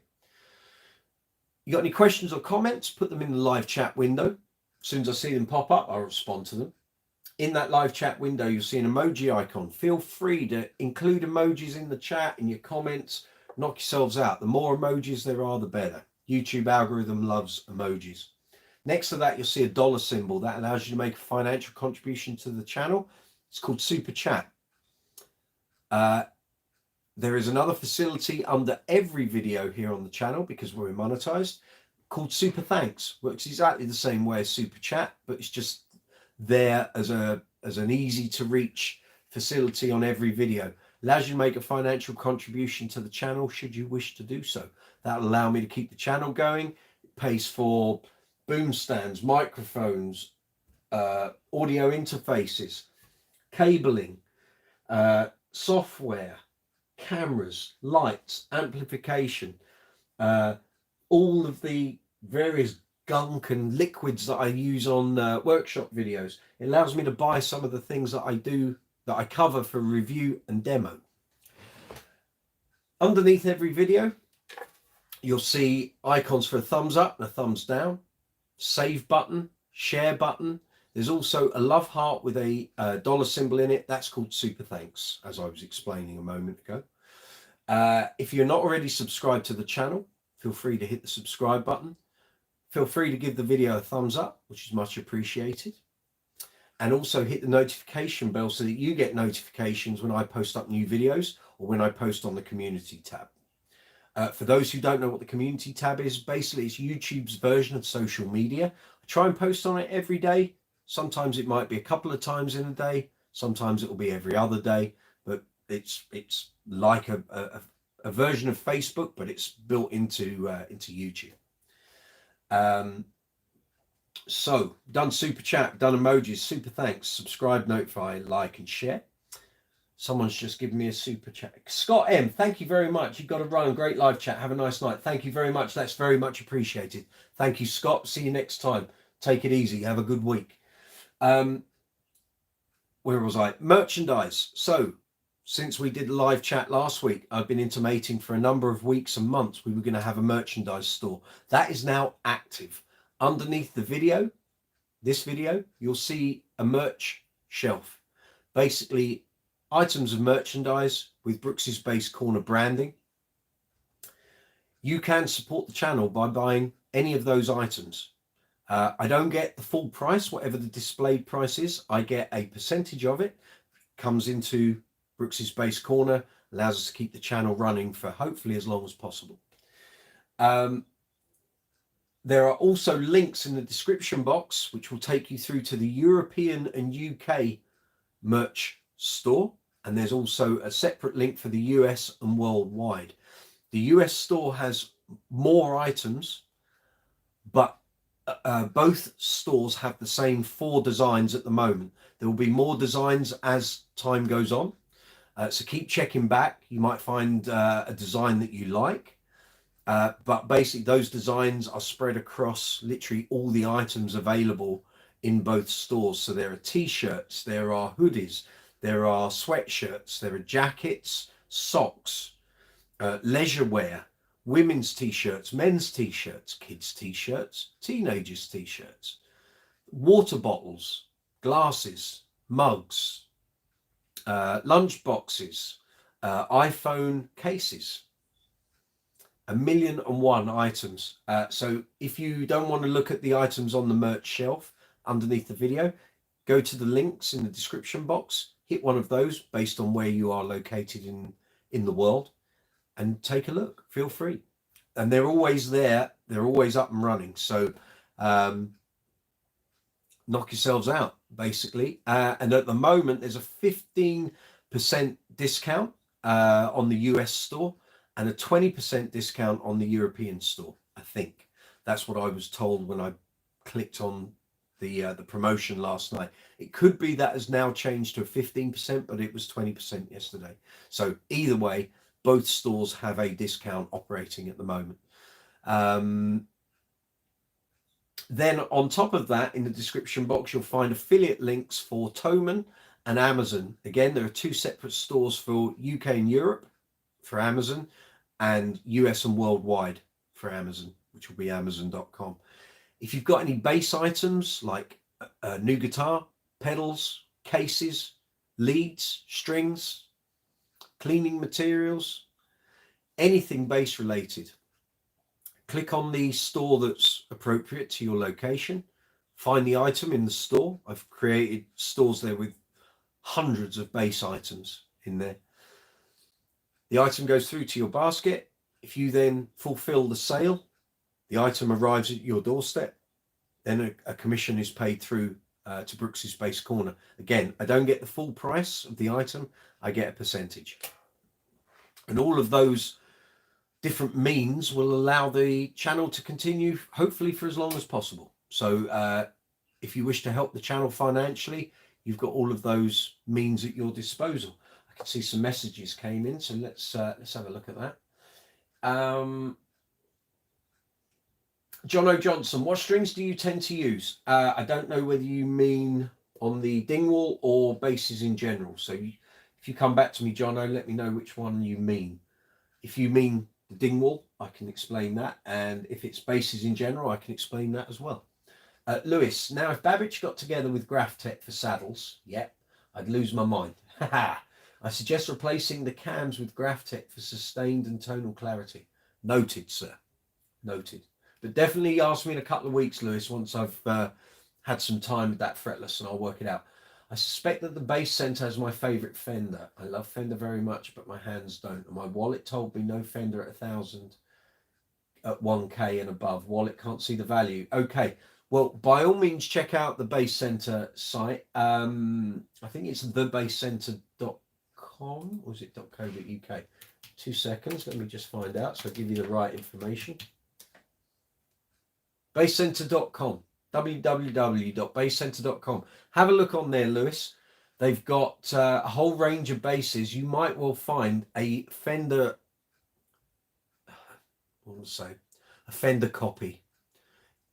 But you may well find the Bass Center version plays even better. And they're great people to deal with. And they ship all over the world. And you may well find the look of a Fender that you want, and you may find it's less than $1,000. I think most of the basses in the range, once you take the VAT off, you're looking at about $500 to $600, maybe. So maybe that might help you, sir. John O, bass in general and on the Dingwall. So on the Dingwall, it has Dingwall's own strings. I do have some Rotor Sound extra long strings, which I'm hoping to put on here at some point. Thing is, these strings have lasted ages and they're still going strong. But next string change, I'm going to try the Rotor Sound extra long. Thank you, Joe. £5 super chat. Thank you, very much appreciated. Now, Joe, did that payment from last week come off your card? Because I didn't see anything go into my account. I remember last week you were trying to do a super chat payment, and you were going to keep an eye on your credit card to see if that went through. I don't think it did, but let me know anyway. So yeah, so at the moment this has got Dingwall strings on it. It will have rotor sound, hopefully. The big thing comes with these being multi-scale. The payment didn't go through last week. Cool, okay, that's fine. At least we know. So these are multi-scale bases. So I need to make sure how we go at the bridge saddle end and how we go at the nut end. And I've not had the opportunity to do it yet. And these strings still sound pretty good. So, but when they die off and I change strings, I will give the rotor sounds a check. It might well be they don't work because they're not necessarily multi-scale. They're not set up to be multi-scale within that set. But I will let you know. But generally, string-wise, I'm a rotor sound endorsee, but that doesn't mean I'm not... that doesn't mean I won't use other brands or particular gauges on a particular bass if that's what that bass needs. However, before I became a rotor sound endorsee, I was a Piccato endorsee. And I was with Piccato from 1997 to 2015. So that's a fairly long string relationship. When Piccato started to wind down their operation because the company was closing, I then spent about £400 of my own money buying various bass string brands, different materials, different gauges, different products. So, you know, a company like D'Addario, you can buy 4 or 5 different types of string in the same gauge. And same with rotor sound, same with various, you know, Ernie Ball, you got DR, Elixirs. Anyway, I tried loads of strings across 1 or 2. Actually, no, I think I tried 3 basses. Tried a load of different strings, trying to work out what I wanted to go with. And actually, once I whittled it down, I was happiest with rotor sound on the basses that I was using the most. Now, that doesn't mean that some of the other basses in my collection might benefit from using a different brand, a different gauge, a different material, a different string product. And if I want to put them on, I can do that. But for the most part, my basses are strung with rotor sound strings, and there's enough difference between their different products that I can cover everything I want to do. Some of my basses haven't been restrung in ages, so they've still got Piccatos on.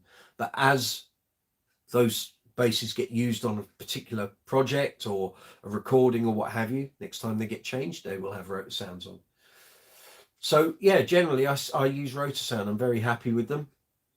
I'm currently in the middle of a series of videos here on the channel called the Bass String Experiment.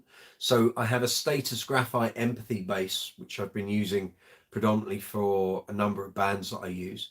And I put a set of 40-100 swing bass 66 steel round wound strings on that bass at the end of July. I think it was the 27th or 28th of July. First gig, I think, was the 29th on the Friday. That bass is now 31 gigs in on that same set of strings. Next gig will be gig 32. And they're still going. They haven't completely died off. The E and the A string are starting to turn a bit ropey, but the D and the G are still okay. So now I'm in that period where I'm just nursing the strings through, but I'm not a lightweight when it comes to getting stuck into my strings. When I'm on a gig, they're going to get a fairly good pounding. But that particular bass and that particular set of strings, as I say, they've done 31 gigs. The next gig with that bass will be gig number 32. It's not bad going for a set of £20 strings, but there we are. Here we are. So yeah.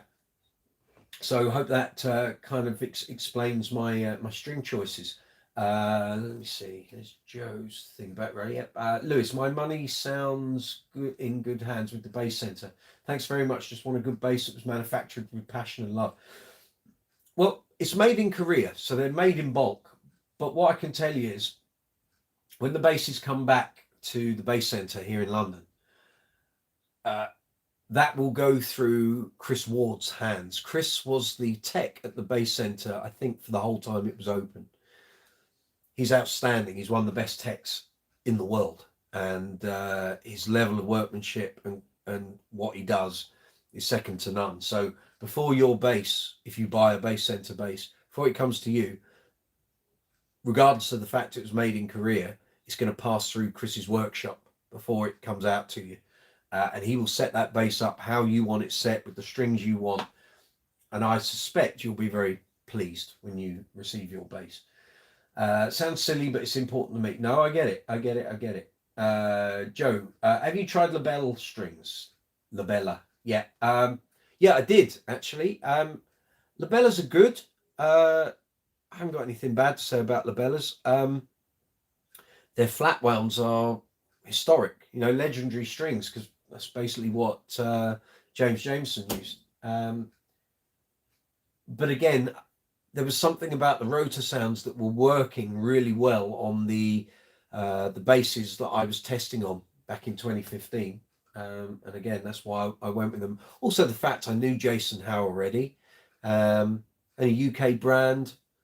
I'm not normally a stickler for that sort of thing. I don't believe in having to buy British products. I want the best products to do the job I need them to do. But labella strings, great strings. I just, what suited my purpose at the time, rotor sounds range of strings seemed to cover everything I needed. I have not tried them, but I have heard some notable bassists using them. They always just seem a bit too pricey though. Again, at the moment, American products, we here in the UK are going to get hammered on them because the exchange rate's so bad. The Aguilar DB751 was already expensive before COVID. Now, I mean, it's more than doubled in price. Greatest bass amp on the planet to my ears, but because it's American made and it's expensive, bad exchange rate here in the UK, cost of it's through the roof. Martin, how's the rotor sound string experiment going? Last one I saw was gig number 13. Very good. Then you're up to date. Gig number 14 will appear on the channel tomorrow or Thursday, depending what time I get back from my chest x-ray tomorrow. Video's ready to go, but as I've said several times on these live chats, having a video edited and ready to go, if you haven't got the time to promote it with social media promotion and giving it a couple of hours before it premieres and a couple of hours after, you're not giving that video the best chance for it to succeed. So as with any video I put up here on the channel that's long form content as opposed to a YouTube short, if it's long form content, I've got to make sure I've got a couple of hours either side of it premiering in order to do it justice. And sadly, in recent weeks, with our dog passing away, gigs, general life stuff, there hasn't been that time, which is why there hasn't been any long form content since the bass collection video, but that will be changing. So you're up to date on that. The next video will be gig 14. So I want that up this week. And then gigs 15, 16, 17, 18 and 19 will feature in one video, because basically the strings didn't really change. And I don't want to keep producing videos where I say the same thing. And then 20, 21, 22, 23, 24 will have their own video. 25, 26, 27, 28 and 29 will have their own video.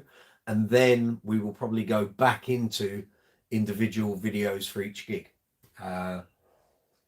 Because we're now in that dicey corridor where these strings could just carry on for another 20 gigs and just get progressively duller, or they could snap, or one of them could snap. So we will see how we go. At some point, if a string doesn't snap, I then have to make a considered decision at what point I'm compromising my performance and the tone based on the condition of those strings. Now, if the tuning stability goes, those strings are coming off. I can't be playing strings that are going to keep dying and going out of tune. I did a similar, it wasn't an experiment back then, but back in 2016, I had a set of strings on the the same bass, same brand, same model of string, and they did 36 gigs. Could have kept them on a little longer, but again, the tuning stability was starting to go. So I made a judgment that it was time to get them off. This time it might last even longer. We'll see. The benefit of that bass is it has a very extensive 3-band EQ with a mid sweep. So my performance tone doesn't really suffer. What does suffer is how the strings feel. And actually Friday's show, last Friday, which was gig 31 with that bass and those strings, we do Forget Me Nots by Patrice Rushen. There was no bounce on the E and A string, so I'm slapping them to do the bass line. There was no bounce in that string. They weren't bouncing back off the fret, which is what you normally expect when you're slapping strings. They were dying as they were hitting the frets. And I was thinking, this don't sound that hot, does it? So I've got to change the EQ that I use on that song, but it's now getting to the point where, in terms of playability, my performance on that song is beginning to suffer because the E and the A string are quite dead. I'll keep you posted. Lewis, the only ball pinks that came on my bass was one of the only two things I liked about the bass. The other was she was a songbird and a total... Excuse me, this is why I'm going for a chest x-ray tomorrow. Songbird and a total disaster. Had to fix that songbird. Yes, sir. Joe, I think Jacko used rotor sounds. Yes, he did. Swing bass. And when Jacko placed his string orders with rotor sound direct, they would colour the string windings a different colour for each string. I wouldn't be surprised if Jacko was one of those. Well, this may well be the case. There are certain individuals who see notes of music as colours. With everything about Jacko, wouldn't surprise me if he was that way inclined as well. Yeah, Jacko used rotos. Yeah, RS66. That's what I use. I don't use them because of him. Rotor Sound Swing Bass 66s were the first strings I ever bought when my first bass needed a new set of strings. So that was July 1988. Yeah. Lewis, would have been much easier to return for replacement, but I had to get all sentimental on that darn bass. It happens, my friend, it happens. Moment to moment, someone once told me that Mark King used to change his strings every 2 to 3 songs. No, that's rubbish. To get that brand, no. What he would do is he would have 2 or 3 basses, definitely always 2, and he would usually change bass probably halfway through a gig. I have seen him do shows where he didn't change the bass until the encore. Then I have seen him do a gig where he used 3 different basses on the gig. So it was 2 alembics and the Status Matrix. But no, he didn't change his strings every 2 to 3 songs. That's hearsay. But the problem with using 3090s, as he used to, is that thin, light gauge strings die a lot quicker. And someone like Mark, who's absolutely thrashing the hell out of them, those strings are going to depreciate quite quickly. Patrick Sweeney, Nick Beggs would change his strings every gig. Some players do. It's a nice luxury to have. I actually am not a great fan of how brand new strings feel and sound straight out the packet. I think they sound better 2 gigs in. So you lose some of the slipperiness of them, and they kind of, then you get that sort of grip, which again is a reason I like rotor sounds. I like to be able to feel my strings, and sometimes on certain gigs with certain bands, you are holding on for dear life. And rotor sounds give you that more than some strings. Some are purposely quite smooth, and I don't like that. I like to get a grip on my strings. John O. Johnson, I used RS66 because of Entwistle. There you go. Although obviously he moved to Maxima Golds back in the late 80s. Lewis Wingrove, I have $700 in a $550 bass guitar that I paid $220 done out the door for the disaster. But I like fiddling, that's cool. Most people are just interested in playing. Entwistle changed his strings after a sound check. Yeah, sounds about right. But again, they get all their strings in cases for free. They were the names of the brand, well, certainly with Rotor Sound, for decades. So, yeah, you know, Entwistle didn't pay for his strings. Those of us that do, I have no problem paying for my strings because I know I'm with a really good brand. I get great support from the guys at Rotor Sound, and they help me and I help them, and it's all cool. Lewis, I must do better on my next purchase. Mandatory. Haha. Mate, it's a long journey. Enjoy the ride. Patrick Sweeney, how many gigs do you get out of a set of strings? Depends on your playing style, how hard you dig in, how hot it is, whether you're sweaty. Yeah, the type of sweat you produce. I'm very lucky. I don't sweat out my fingers. I sweat out my forehead more often than not. And I can make strings last a long time. One thing I have said on live chats before, I think there is a very direct correlation between the design of your bass and how a set of strings last. So if I take a given set of Rotor Sounds out of a pack, put them on that status, yeah, I can get 30 gigs out of them before they kind of die off. And then I can carry on using them, and that's fine. The status has a 2/2 headstock arrangement. So 2, 2, either side of the headstock. If I put that same set of strings on a Fender, so 4 in a row, those strings won't do more than 10 gigs before they're dead. Explain that one to me. And it's happened on every Fender and every bass that I've got that's got 4 in a row. So if I put a set of strings on Betsy, within about 10 gigs, they'll be dead. There's some direct correlation between having a 4 in a row headstock arrangement and a 2/2. And I don't know what it is. I think it's something to do with the speaking length, and also, even though they're still 34-inch scale, it's the fact that the D and the G string tuners, machine heads, are further along the headstock than they would be on a 2x2 arrangement. And then when we get to something like an alembic, which again has a 2/2 arrangement, the scale length is 34, but the actual connection points from the base of the bridge, as you can see on those two alembics there, even though the bridge is inlaid into the body, the anchor point to the machine head is huge. It's a huge distance. But the speaking length from the bridge saddle to the nut is still 34. There's some correlations in there. I've never got to the bottom of it. Patrick, whether you sweat. Yeah, moment to moment. My string of choice for years has been 4000 D'Addario nickel wounds and Dean Markley Blue Steels 105/445 jazz bass. Dean Markley Blue Steels was the strings of choice for many players for years, and I think just Dean Markley kind of fell off a cliff, really. They were everywhere in the 80s and 90s, and then just the brand Dean Markley, I think they did amplification and stuff as well. Just don't see them or the Blue Steels about anymore, really. Certainly not over here in the UK. Lewis, the hard part is if I step back, I think that I just fix stupid. Oh man, my pop taught me you can't fix stupid. I knew better.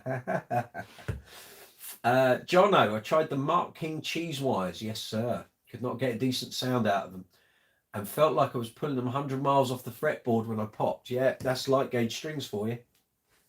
They facilitate quick playing, technical playing, but they don't carry bass end. If you're a bass player and there's no bass on track or sequences and you as the bass player are responsible for the bottom end, a set of 3090s is not going to do the job. I learnt that very early on in my career. It's all well and good being able to slappity poppity, but unless you're a band that does that all the time, you're not going to get any proper bass end. And it doesn't matter how good the bass is with EQ and stuff. The physical properties of the string are going to be very bright. You're not going to get a lot of bottom end. You're just not. It's you can't make a thin string fat. It just doesn't happen. Martin Fay, do you find the same with the Dingwall? Well, I've had this Dingwall since 2017, but then I'm not gigging it all the time. But these strings are still great. So I've not had any problems with string life on these, to be honest. Mike, I have an issue with my JD. Okay, here we go. Even when I put brand new strings on it, the E string always sounds dead. Well, this could be an element of the, again with JDs, it's 34-inch scale, but the bridge, the E string is anchored quite a way back. Now, dead strings happen. You can have a brand new set of strings and one string can be out. You can have multiple strings dead. When I was with Piccato towards the end of my time with them, the company was starting to wind down. I was getting more and more sets that had dead E strings, and I'd send them back. They'd send me another load. Some of them were okay, some weren't. I started to realize there was some continuity issues. Quality control was not as it had been, which is a real shame because I love Piccatos. What string? Oh, you've told me your strings. So D'Addario nickel. Okay, well, for a start, nickel wound strings are always going to have a softer tone to steels. That's just the nature of the metal. If you're buying brand new strings and the E string going on is dead, I'd send the string back to D'Addario for a start. If when they send you another one that's dead, then it could well be something to do with how your bass is set up. So sometimes, certainly with slapping, if your E string is too low, and that works well when you're playing fingerstyle, but when you're slapping, and certainly with your thumb, if the string is too low, it's going to choke, which can make the string feel as though it's dead. So you just need to either adjust the truss rod, or it might just be an action adjustment on the saddle. But there are various things you can try there. But I mean, with a brand new string, if it's dead straight on and it's not an action thing, then just send the string back, contact the company, and they'll send you another one in replacement. Well, they should do if it's out of a brand new set of strings. Jono, I've got the Thomastic flats on my P bass, very good, but they're just too flexible. I've heard they are incredibly supple. I went back to round wounds, and man, the tension is brilliant on rotos. Again, one of the reasons I like roto sound. The tension, the suppleness were sort of the perfect point for me. I don't like overly supple strings. I find like Dunlops are that way, where with a set of Dunlops, if I bend the string, I play a note and bend the string. These aren't Dunlops, obviously. Last time I had some Dunlops for test, for demo. If I bent a string, it felt like the string was rotating under my fingers. And I just had visions of that string twisting and snapping. And I hated it. And it was like they were just overly supple. I wasn't a great fan of those. I like my strings to feel under tension, not overly taut, but that I can grab onto them. There's no, especially with my fretting hand. I don't want slippery strings. That's the worst thing. But to have the feeling that you're bending a string and it felt like the whole string was rotating under my fingers. Not for me, thanks.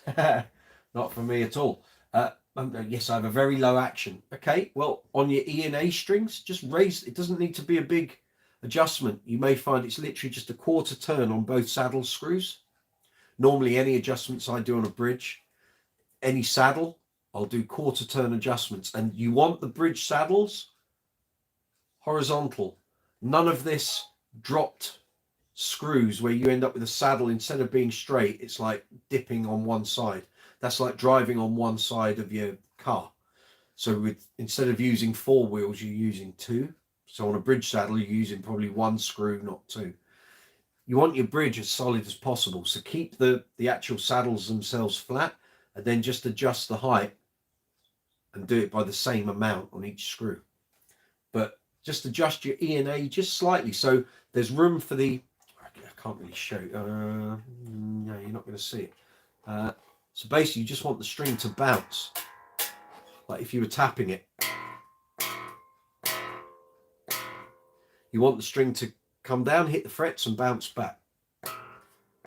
Whereas if you've got a super low action, it's not. You're too near the frets, so it will just choke. That's probably what's happening to your string, to be honest. and I have had that myself. So yeah. Martin, my daughter keeps dropping in and is watching your view account. Well, thank you very much. It was higher earlier, but there we go.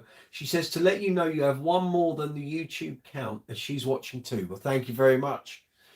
Hope she's enjoying the video. Thank you. Lewis, also make sure that your bone nut is not wearing out on the E-string saddle.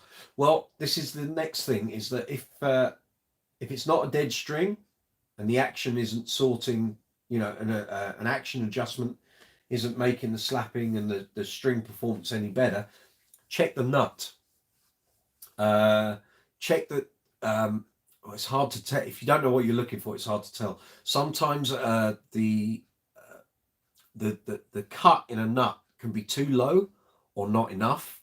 And if you don't know how to do it or how to remedy it, just take it to a local luthier and they'll know. They'll have the files to do it. You can do it yourself, but if you knacker the nut, you're gonna have to buy a new nut and fit it. Probably easier and cheaper just to get someone who knows what they're doing to do it. And generally, I've never really had too many problems with problematic nuts on my bases, but heaven help you if you had problematic nuts. But I've never had a major nut issue on any of my bases. I've been really lucky, but you never know. And sometimes on the cheaper instruments from factories, China, Korea, Indonesia, the nut preparation is sometimes a little woeful.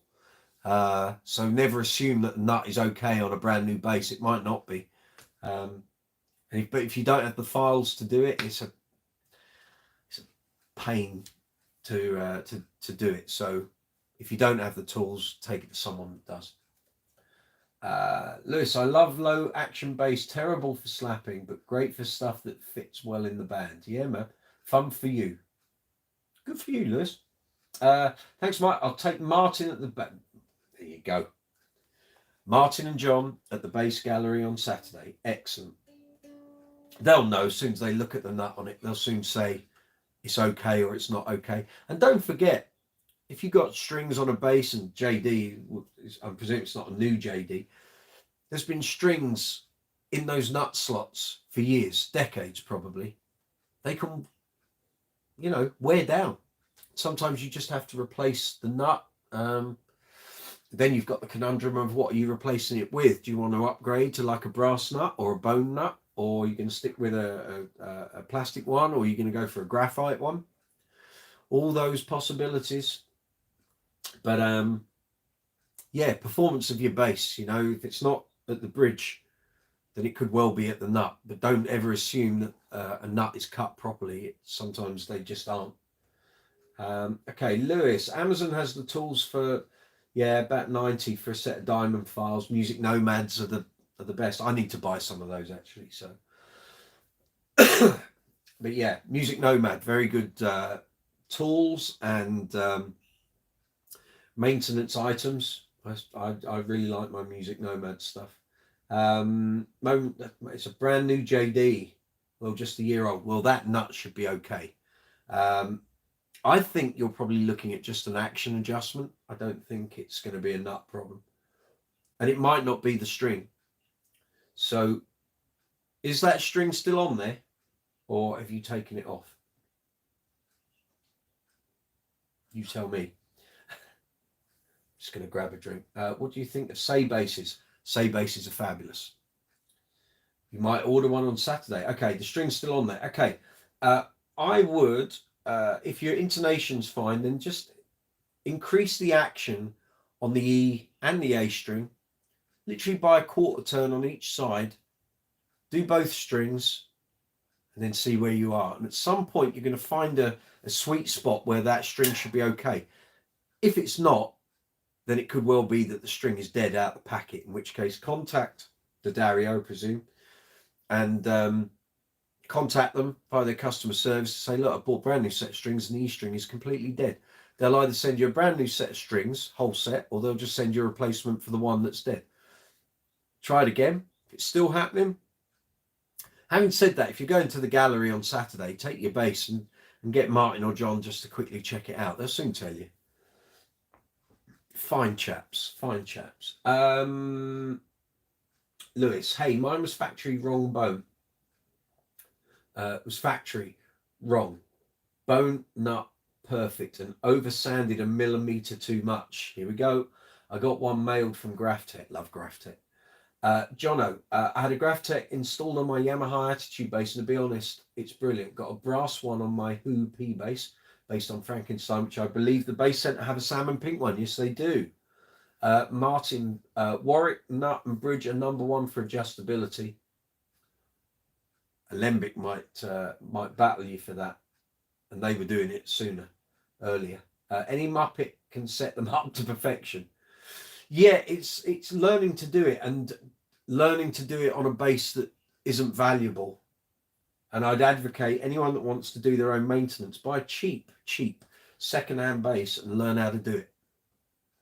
Because if you did it on like a bass that you bought off eBay for 50 or 60 pounds and you can make that thing play, then you're not going to have any problems doing it on your more expensive guitars. But don't do it on a very expensive guitar, because if it goes wrong, you're going to have to take it to a luthier to fix it. Warwicks have great adjustable nuts. Well, hey, here we go. We're talking fanny packs and adjustable nuts tonight here on Brooks's Bass Corner. I never thought I'd see the day, but there we are. Yes, as I just mentioned, the Alembics do all that as well. All this talk about nuts, someone might get the wrong idea. I know the YouTube algorithm is going to have great fun when it does all the subtitles for this. So, yeah, fanny packs and adjustable nuts. How about that? There are people in this world that pay for that, but there we are. What a world we live in. I'm going to put the NG2 over here. There we go. Very good. Actually, give the old Lakeland a bit of a... Yeah, very taken with this. Use this on the Queen tribute gig on Saturday. A couple of numbers, because as you can hear, strings are fairly dead. But it was fine, and it felt great, actually. I can't stop laughing. I'm glad we provide entertainment on this channel. Right, Nick Beggs seems like a lovely chap. Did you get a chance to interview him, Mike? Yes, I did. I'd spoken to Nick years and years ago, actually probably around 2004, 2005. So I just started working for Bass Guitar Magazine. I actually contacted him because I'd seen the Kajagoogoo thing on Bands Reunited on VH1. I was a huge Nick Beggs fan, but I was a big fan of his Ellis Beggs and Howard project. I've got the first album, had it on vinyl and CD, loved Big Bubbles, No Troubles. I remember seeing them on the TV in like 88, playing live, and they were just outstanding. I wish I'd gone and see them live. I was like 15, 16 when they were around. Anyway, there was a second Ellis Beggs and Howard album, and I heard you could only get it by contacting Nick direct. So I sent him an email. I never got around to buying the album. We moved house not long after I got in touch with him, and I never sort of chased it up. Fast forward to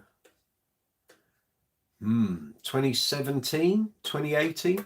Did a very short interview with him for Bass Guitar Magazine. We were talking about session players, and I did a Skype video chat with him, and he was very kind, very good. We had a little chat. We had friends in common. So when I did a short stint with Bonnie Tyler in 2006, I was actually going over to Leighton Buzzard where Nick lives, and John Young, who was the keyboard player for Bonnie Tyler, was very, very good friends with Nick and would often drink with him in the pub and what have you. So we had that in common.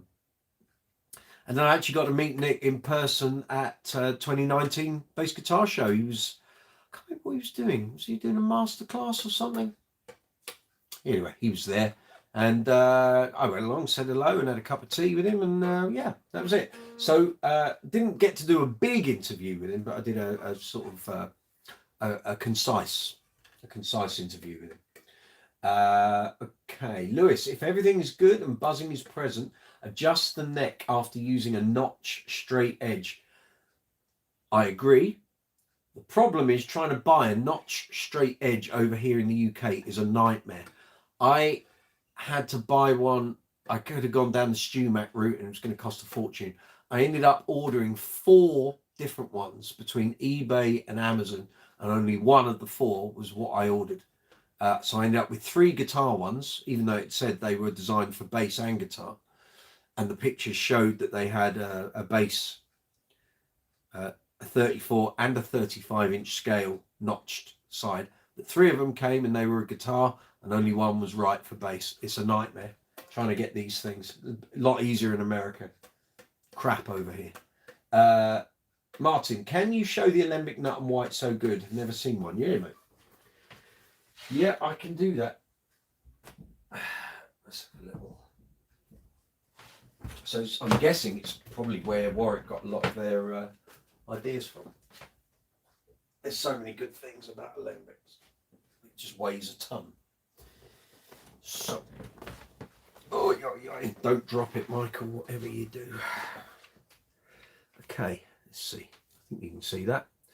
So basically, I'll try and explain how you set one of these up.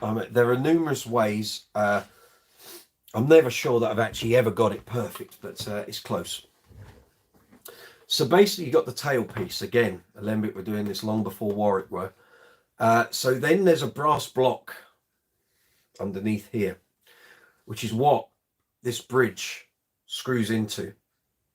You've got 4 saddles here on runners. You can't adjust the independent height of the saddles. Sorry, I'm showing you wrong. You can't change the height independently. They have to be adjusted by these screws on either side. But you can adjust, obviously, the intonation. That you can do. So then you can adjust the pickup height on these. Again, very idiosyncratic to alembic.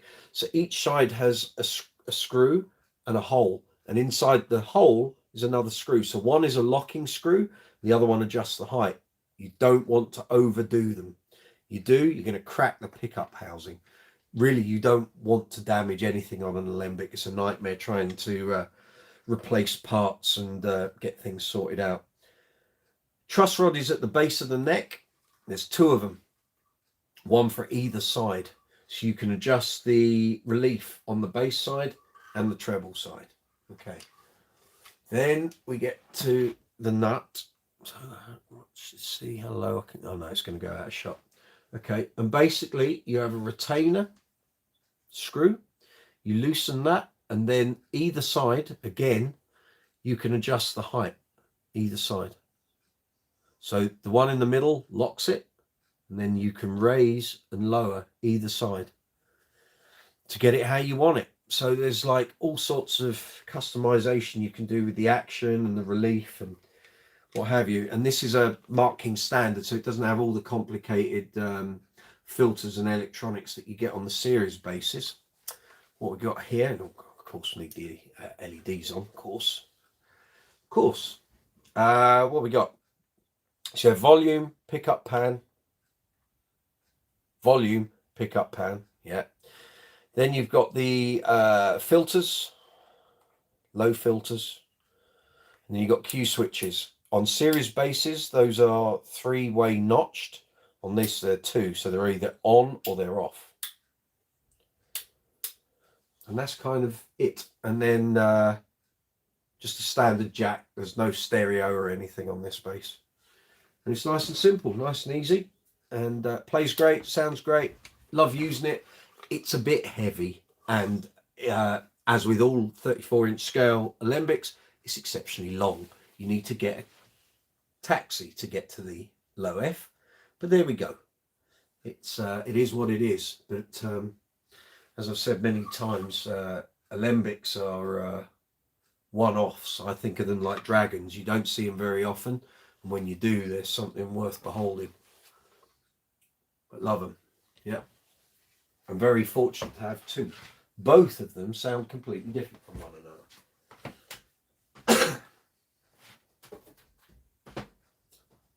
So, there we go. But they are quite fab. Of that, I won't argue with. Blame Lewis has appeared. Very good. Oh, crikey, there's a load of messages here. Too shy, what a tune. Absolutely. Quite right. Oh no. Do you rate bass ad bridges? Do you mean badass bridges? Thank you. Yes, I do. Although Dave from Dave's World of Fun Stuff, hi Dave, who I really like, has a real problem with them.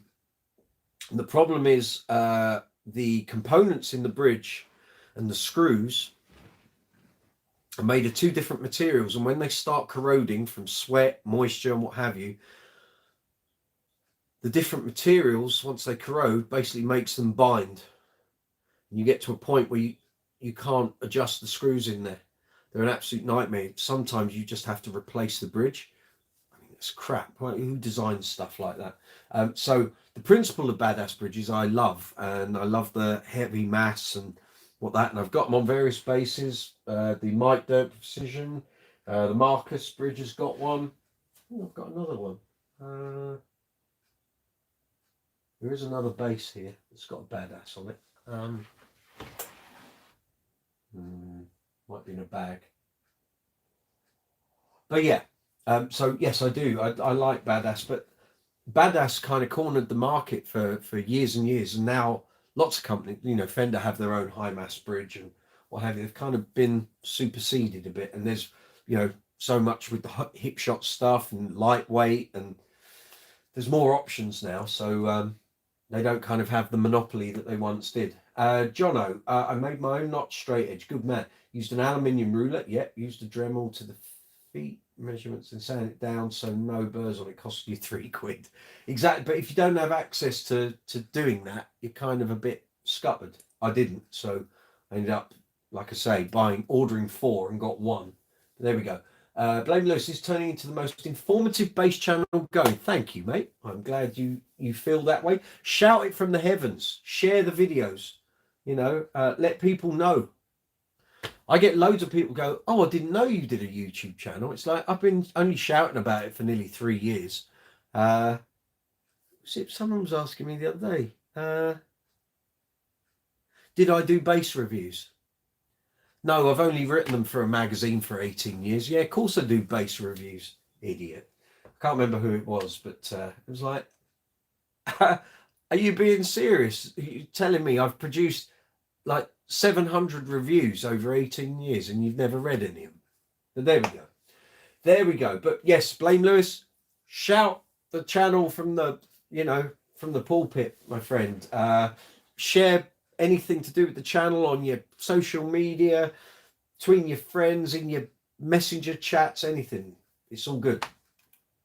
Lewis, right. Amazon had a thick stone ground 1 nude.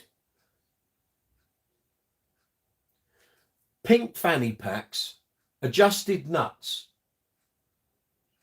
thick stone ground 1 nude aluminium. Whatever you're having, Lewis, I'll have a pint of that. With a cheap sticker, it's perfect. Right. Looking like fine furniture too. Now you manufacturers take note. Is that too much for a simple man to ask for? That is, yeah. Yeah. What we need is a UK or European version of StewMac. Because trying to buy the stuff from the American store, once you start adding on the VAT and the duty and the shipping, God, it's a fortune. Absolute fortune. Right, Martin Fay. Yes, that's very similar to Warwick, but the Warwick has individually adjustable saddle height. Yes, it does, correct. Definitely looks like Warwick RA Cough homage to Alembic. I think what happened, got to remember Warwick started in kind of 82, 83. They were looking at all the bass brands and the good points from each. Let's not get into the Spectre debate. But obviously, clearly, they took something from the Alembic bridges and the nut, adjustable nut. Yes. Jono, hip shot, high mass, and rock solid bridges. All the hip shot stuff's pretty good. I hear very few bad comments or bad reviews of anything that hip shot produced. Right, Blame Lewis. Yeah, badass seemed to take off with people like Jeff Berlin championing them on his instructional vids and interviews. Got to remember, in the 70s, 80s, we didn't have the gamut of replaceable parts and pickups and circuits and hardware that we have now. When I started playing 87, 88, even then, trying to find this stuff, a lot of it was American. It didn't come over here until the base centre started importing it. And very often for anything like that, you would have to go to the base centre to get this stuff, and they would become the UK and European distributor for a lot of these American sort of items. Moment to moment, Mark King is not the tallest chap. No, he isn't. He's getting on now, correct? They're still playing JD Series 1s, which can weigh 5 kilograms. That's because during lockdown, he went through a period of nostalgia. And I think also he may have been aware of Rob Green's impending semi-retirement. And also, he's always had a big love for his JD bases and maybe thought it was time to give them a bit of exposure to help the guys at JD. I think a lot of it was nostalgia, though. And also the tours that they did coming out of lockdown, basically 40th anniversary of the first album, anniversary of the band, doing lots of stuff off the first album. I think they play the whole of the first album all the way through. So to have the JD made sense, really. And obviously has played Olympics as well. He must have a really strong core. I think he has. Mark just picks anything up and just gets on with it, really. And I actually asked him I said, did you get any back trouble doing the Olympics? He said, no. But then again, he was in his 30s using the late 20s through his 30s using the Olympics. Then started using them again in 2000 up till 2001 when the States King base then started. Martin, $10, 10 euros super chat. Thank you. Thank you, sir. Much appreciated. Thank you. Yeah, I will. That's exactly what I'll do. I'll get a nice bottle of red wine for my birthday. How about that? I'll sort that when the time comes. It's only next month. Do you do base reviews, mate? Do you want to poke in the eye? Yeah, I do, funnily enough. How about that? Yeah. Actually, I had all my reviews up on my Facebook page, my personal one. And I've closed them off so that people can't go mooching. But I am uploading them onto the Facebook Brooks's Base Corner page. So if you want to see any of the stuff I used to write, of which there are many, keep an eye on the Facebook page and that, follow it. And I'm putting everything that I did for the magazines up into individual folders on Facebook. So yeah, if you want to check any of the stuff out that I wrote from 2004 up until last year, it'll all be on there eventually. I'm getting through it. A lot of the scans that I did had sections, because I used my old scanner, where it would scan and then you'd end up with a line of text that was either way too big or really, really small. So I've had to go back in and rescan those pages, and it's taken ages, as I expected it would. So I haven't done any for a while, because of what happened with our dog and stuff, which kind of knocked us all a bit sideways here. But yeah, I'll get back onto that anyway. The very Reverend Mike Brook. Well, quite indeed, Patrick. You and I have a similar vintage, as we know.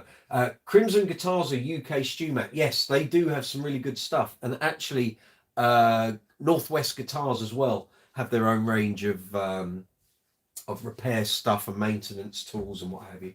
So between Crimson and Northwest, we in the UK here should be able to do a little better now. Blameless, that's when I started, Mike, 87. What a lovely year. Hey, how groundbreaking was Jacko's video around that time? Very, because he also died, and I didn't really know what Jacko was about probably until late 88. And then I found out, he died, because bear in mind, we didn't have the internet, you couldn't Google these things. You realised he died a month before I started playing. And then there's all these videos, and it's like, oh, yeah. Yeah, bassists were passing it around like porn. I don't remember that bit. I was 15 at the time. And I didn't really have any, what's the word I'm looking for? People to look up to and ask for advice bass-wise. A friend of mine, Gary, who sometimes frequents, I don't think he's on here this evening, he was the bass player at school. I kind of latched onto him a bit in 88 when I was about to leave school and he just finished A-levels. And he taught me a few things and said, these are the strings you want. Wrote a sound and it was like, great, okay. And, you should try playing with a pick. Oh, yeah, okay. I've caught a few things of that off him, and we're still very good friends now. We talk very often, and yeah, go to gigs together. Bought one of his basses off him. So he was someone that I aspired to, and then he went off into the world of employment. I moved to the south coast to go to carry on education, and then we lost touch for cool. That would be about 9 years, and we bumped into each other at the base centre in Wapping at a Billy Sheehan clinic in 1997. We've been in touch ever since. So yeah, that's Martin's super chat. Thank you very much. Jono, Jam Shed is the best red wine. I will check it out. Or is that a joke? Because he's laughing. McGuigan's red wine. I have no idea what you lot are going on about. Oh, just turning into a red wine connoisseur's live chat. Very good. I just drink the stuff that doesn't taste like vinegar, and I'm all right with that. Right, Lewis Wingrove. Ben is a killer guitar man. Love Crimson guitars. His woodwork is outstanding. Oh, very good. Okay. Jono, if you try Jam Shed and don't like it, I'll buy you a packet of strings. Okay, I'll see if I can find some over here then. Let's just write that down, shall we? I'll find it. Very good. Okay. I'll do my best to find that. Right, I need to do a shout out. We've been going 2.25 hours. I can't believe it. Time's flown tonight. This is live chat number 38 here on Brooks's Bass Corner. I'm Mike Brooks. You're very welcome wherever you are in the world. I hope life's treating you well. We're talking bass guitars, bass amplifiers, bass speakers, bass effects, bass accessories, great bass players, bands with great bass players, albums with great bass lines on. If you're looking for any advice regarding gear, playing, how to set a bass up, how to set a pedal board up, maybe you got your first gigs ever in your career coming up and you're crapping yourself, perhaps we can help you. I'll try and help you. I've done 4,000 gigs in my career. Well, over 4,000 actually. I wrote for Bass Guitar Magazine and Bass Player Magazine from 2004 up to 2022. I've reviewed probably around 700 pieces of gear, basses, amps, combos, speakers, pedals, you name it. Chances are I've got my grubby mitts on it at some point in the previous 19 years. I've got a fairly extensive bass collection. I gig regularly. I'm out playing pretty much every week. So if you need some advice or some help, if I can't help you, one of these learned brethren and sisters on this channel will hopefully be able to offer some insight if I can't. Live chat window, if you're on the mobile app, is below this video. If you're on the desktop version, it's that way. Put your comments, put your questions in the live chat. As soon as we see it pop up, I'll respond to it. The other guys will respond to it, and we'll try and help you out. Let's see where we are. Okay, there's the great discourse on red wine. If you will do. I'm in the UK too, from Tesco, right? Okay, I'll just put that in my notes. I'll find that. Don't you worry. Right, Mike, what's your favourite tuner for gigging? Well, it depends what I'm doing. Depends what the gig is. Depends where the gig is, and what sort of gig it is. Generally, if I'm using pedal boards, I use a Boss TU2. Never had any reason to use anything other than that. I've had 2 of them, been using them since 2000, no issues, love them, always worked for me, travel the world with them, bomb proof pretty much. The only thing is the battery clip, which is a pain, but I've never had one go wrong, thankfully, so far. I think one of them is sort of pending dying, so that would be a shame. For years and years and years, I had, my amp was in a rack case. So I had a Korg DTR1 or 2, the chrome silvery looking one with the cable checker. Used that for years, still got it, still occasionally comes out. That's now in a rack with my Aguilar DB751. A couple of years ago, I was dismayed to find rack mount tuners now are not a thing. You can't buy them new, there aren't any. So I ended up buying a DTR2000, is that right? The bells and whistles updated version of the Korg thing.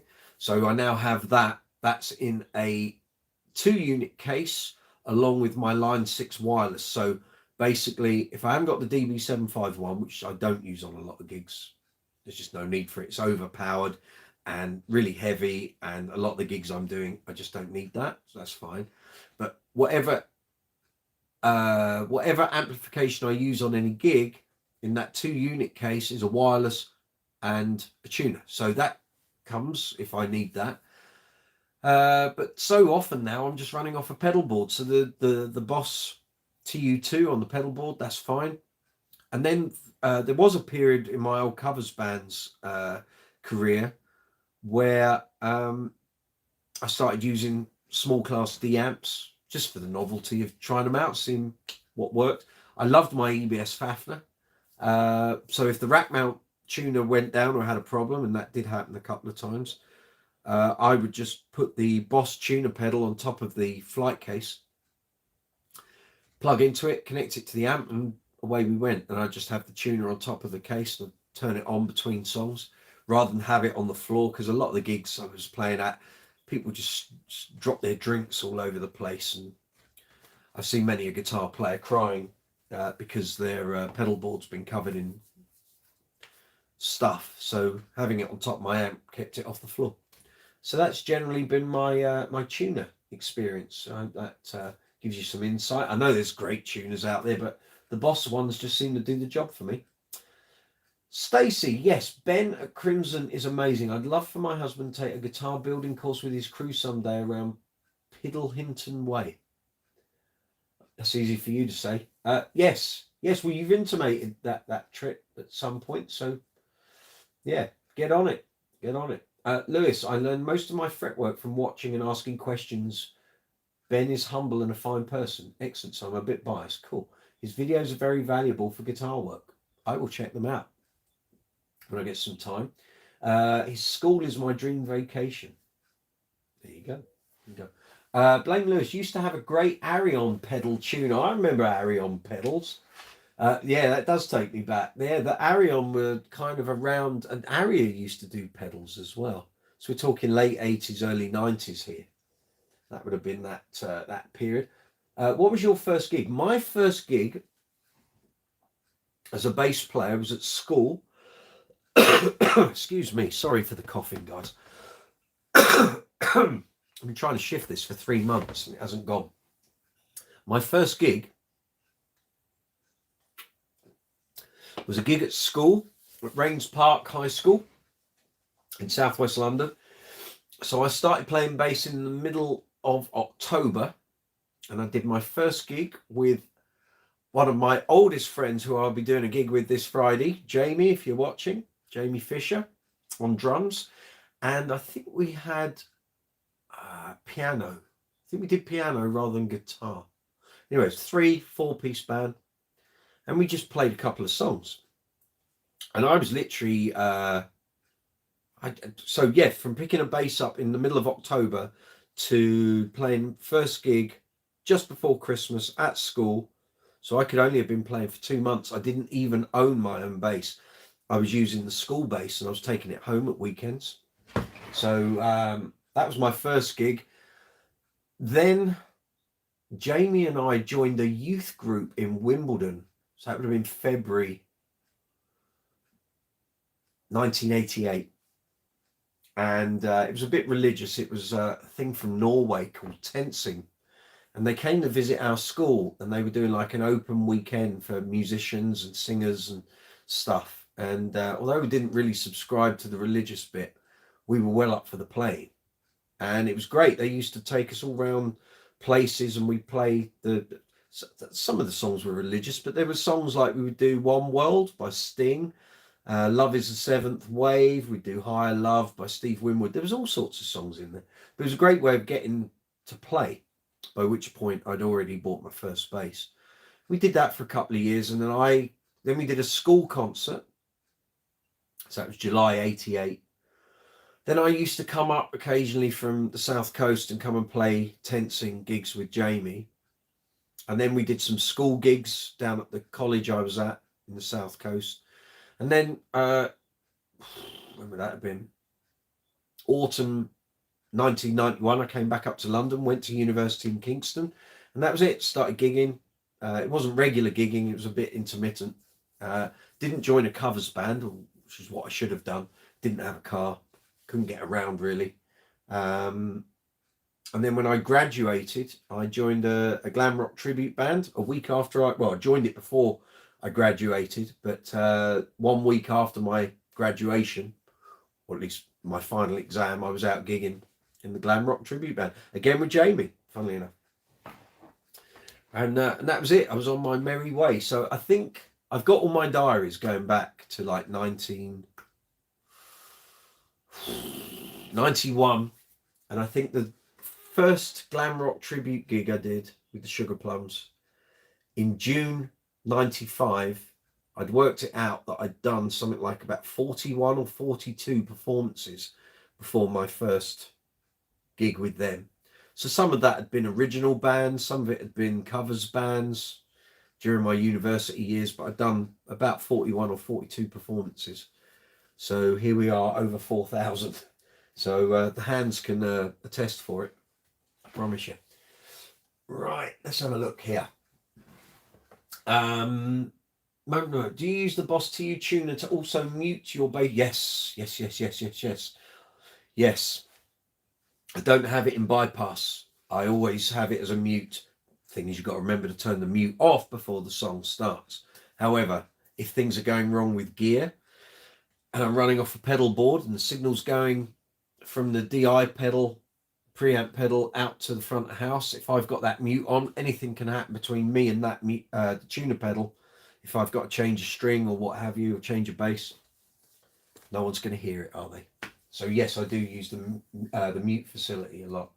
Lewis, the Peterson tuner has a 1 cent accuracy rating. If you're a bass player, 250 milli is most preferable than the 100 standard that most pedals have. To be honest, I've been using these tuners since 2000, 2001. People don't hear that level of accuracy. You might in a studio, but what were people using before then, you know? It's a bit like hi-fi stuff where people go, you've got to have the latest stuff and it's ultra clear and ultra... Your ears are degrading as you get older. So, you know, all these people who were in their 60s and 70s going by the latest hi-fi because it's meant to be the best stuff, you're not going to hear that benefit anyway. So don't worry about it. But I take your point, Lewis. Thank you. Lewis, buffers are useful when pedal boards are used. Yeah, I've heard that. Yeah, I agree with that. Blameless, some great religious bands. Koinonia, yeah, been one. Abe Laboriel, well, hey, legend, bass legend. Yeah, the whole religious thing, that kind of fell on deaf ears with me. That band came to our school and did like a presentation. And basically what they were doing was going around loads of the local schools in southwest London to get people to come to this weekend thing. And I remember Jamie and I sat together in the assembly was what it was, at school. And we said, we should go to that. It's just a way to play, isn't it? And we did. And we kept, so that was February 88. I think when the last time I went to that would have been. So once I moved down to the south coast, obviously I couldn't attend things, but I could come up for weekends if they had performance gigs and stuff. But the last time I went there, it was all held at Wimbledon YMCA. I think last time I went there would have been 1990, maybe. I think. Certainly don't think I went again after that. And it had all everyone had kind of started to peter off because we were all kids growing up. So as we were 16, 17, 18, you'll find different distractions and things for your time. And that was that, really. Lewis, in a band, you can't hear anything. That's true. Yeah. Usually the person stood next to you speaking to you. Yeah. Joe, does your Status Empathy have the twangy preamp or the rock bassy sounding 90s preamp? The latter. Yes, I think we had that chat last week, didn't we? So yeah, the Status Empathy went through 2 periods of preamp. Not necessarily preamp design, but Rob tweaked it. And I had this discussion with him when I was there. 2002. So up until from the earliest incarnation of the Empathy, around about 1990, through to about 94, 95, 96, The Status Empathy had a very twangy, think Mark King, slappy, bright, in your face, twangy sound. And then as musical preferences in the UK changed in the mid-90s, so Britpop was in, everyone wanted Fenders and Gibsons, they didn't want Statuses and Wows and JDs and Alembics anymore. That preamp in the Empathy got changed and the mid-range was revoiced. So it's far more ballsy, lots more low mid, high mid, although there's a mid sweep on it, but the way it was voiced was different, to try and appeal to the people that wanted Britpop and, you know, they wanted bass, they didn't want twang. So the red Empathy that you'll have seen on the bass string experiment and various other videos here on the channel, that was made in March 98. And then a couple of months ago, again, if you look at the bass collection video, you'll see the last video I bought before that video was filmed was another Empathy in quilted maple, and that was made in June 98. So literally those two Empathies are very, very close in construction, sound, performance, a lot. So yeah, both of mine have the rock bassy sounding 90s preamp, but don't think that means they can't do twangy. They can.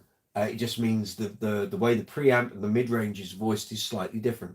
So if you want lots of twang and not lots of mid, then you can either drop the mids out and cut them, or just run the bass flat. I personally, for years, ran it with the mids boosted, and I'd just alter the frequency, alter the mid-range sweep, depending on the gig, the band, what the stage was doing.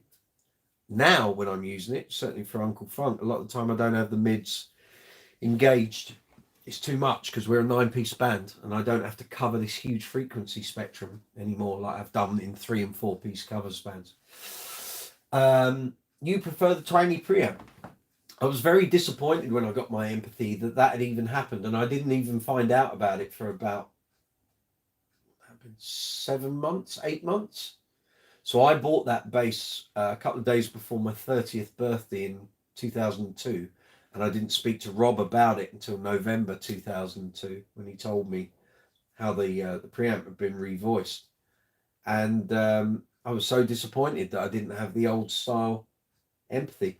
However, I will say over time, that rocky, bassy version of the Empathy preamp covers a lot more ground than being super twangy. And I've used it on thousands of gigs around the world. And sometimes, well, I've said it many times in writing, in magazines, and I've said it many times on videos here on the channel. Mid EQ is your best friend. And I know there are people out there go, no, bass and treble's all I need. Mids will get you out of a bad stage or a bad PA or a bad band mix. A twangy preamp won't. It'll just be more top end clatter, make you sound like a typewriter. You want note definition. You don't want top end clatter. Top end clatter, no one hears that. Mid-range definition, people hear it and they feel it. That's the difference. Joe, have you ever thought of changing it to the twangy sounding one? No, because on the Status website, to replace that preamp is the stock, I can't remember, is it the 400 or the 300 board? Well, basically it's tuned as it is. There aren't two different Empathy boards, or there wasn't on the Status website. On the spare parts section, it was just the one board that's used on the Empathies, and that's the latter rocky sounding one. Blaine Lewis, I have a lovely Status Energy fretless. I'll bet you do. But that sounds nice. Yeah. Tell us more. Woods, pickups, graphite neck, wooden neck. Spill the beans. Don't keep it to yourself. Just quickly, while I'm sat here, this is like me just having a day at my PC and forget the cameras off. Just quickly, for those of a football loving bent, let's just see what the football scores were in the Champions League. Oh, hello. Chelsea won 2-0 against Borussia Dortmund. They've gone through. Not sure where you pulled that one out of the fire. Benfica beat Club Bruges 5-1. That'll be Scott Parker out the door then. Yeah. There we go then. Chelsea. Well. Stacey, absolutely, Lewis Wingrove, RE Ben's guitar vids. My phone battery died. Late response. Why haven't you got a power bank?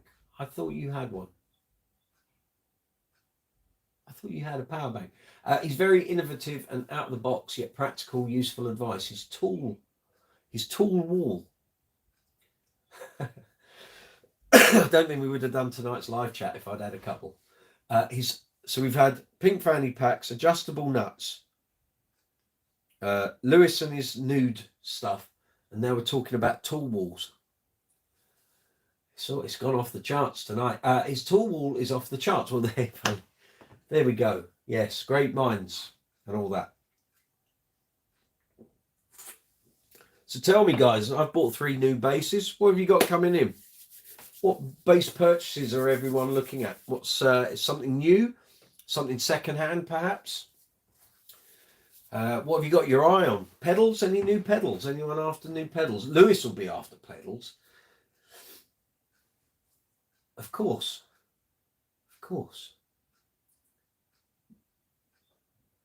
I'm sat there admiring my own bass glitch, thinking, yeah, I remember that. Yeah, it's quite good, that. Yeah.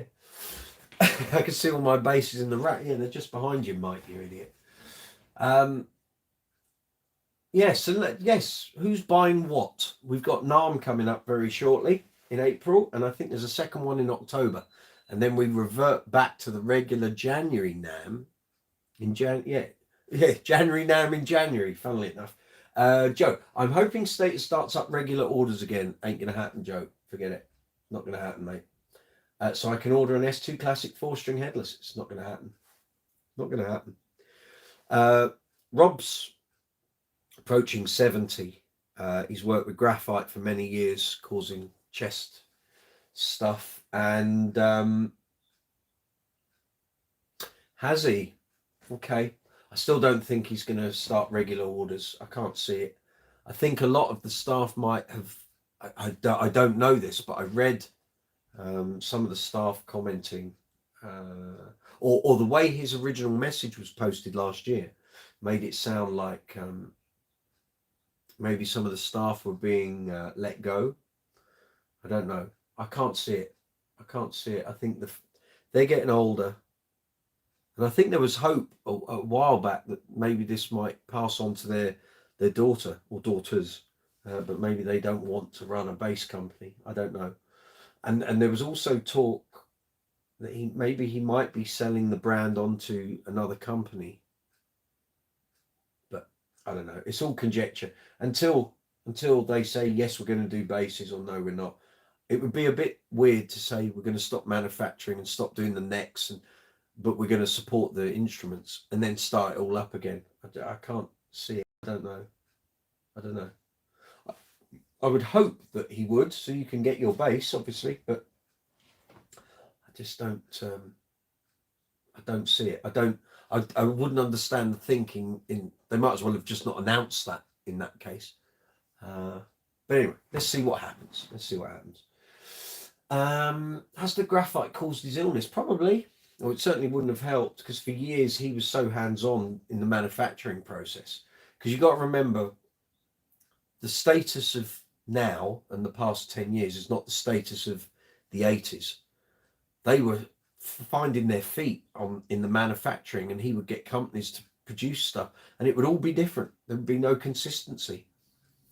There was talk. I approached Rob about doing a coffee table book for the 40th anniversary, and that was back in 2014. And I approached a couple of the long-standing members of Stati, or Stati, whatever you want to say. For those of us who are long-time users of Status and have been aware of Status through kind of the whole lifespan of the company. And we talked about it, and then just, it's one of those ideas that was sort of mooted, and it just went, nothing happened. And I'd hoped doing the writing for the magazines might sort of galvanize Rob and Dawn into thinking it might be a good thing to do. Because I said, look, if we start this in 2014, we've got years to get it right and make a really good book. All the special one-off models and the slightly esoteric designs, and I said it'll be great, be made, and it's never happened, has it? But there we go, not to worry. Prices are ridiculous now. I sold a red Washburn Status for $280. Yeah, they're $700. Yeah, I know. Lewis, Shuka offers base building courses as well. Just thinking about dream vacays. Vacays. Oh yeah, vacays. Centered around bases, right? Cool. Joe, good. I think Pete Stevens from WoW also had health problems from dust. Yes, as you would. Manufacturing in a workshop is not the easiest thing. All that graphite, the carbon compounds, the dust, all the glues and adhesives, all the spraying. That was why various places stopped doing. Martin Peterson at the gallery stopped doing spraying. They have a very small spray facility there for doing repairs and what have you, but they don't do full body and neck spraying. That was going out to Martin Sims, and now obviously Martin Sims has stopped doing all that. So you're left with companies like Bow, Dave Wilson up in the northeast, a couple of others. But yeah, all those gases and stuff, it's not good. That was also one of the reasons why Fender stopped, guitar and bass companies in America were being hit with penalties for gloss finishes on necks and bodies. Why loads of basses through 2000s and 2010s suddenly had satin finishes because of the carbon footprint and gases going into the atmosphere, but also the health implications as well. Joe, yeah, done that one. Blame Lewis. The one bass I regret missing was Cass Lewis's Pink Warwick thumb bass. Well. Yeah, it was sold a few years back at the Bass Centre. I think I might have seen it actually. And obviously I saw all the Mark King gear that went up for sale in '97 because I was there when I bought my my Stingray. So there's loads of stuff. I look back, if I'd had the money, I could have just done a clean sweep of all that gear. But there we go. He would have had to have bought the Star Child off of me. But there. He didn't. It went to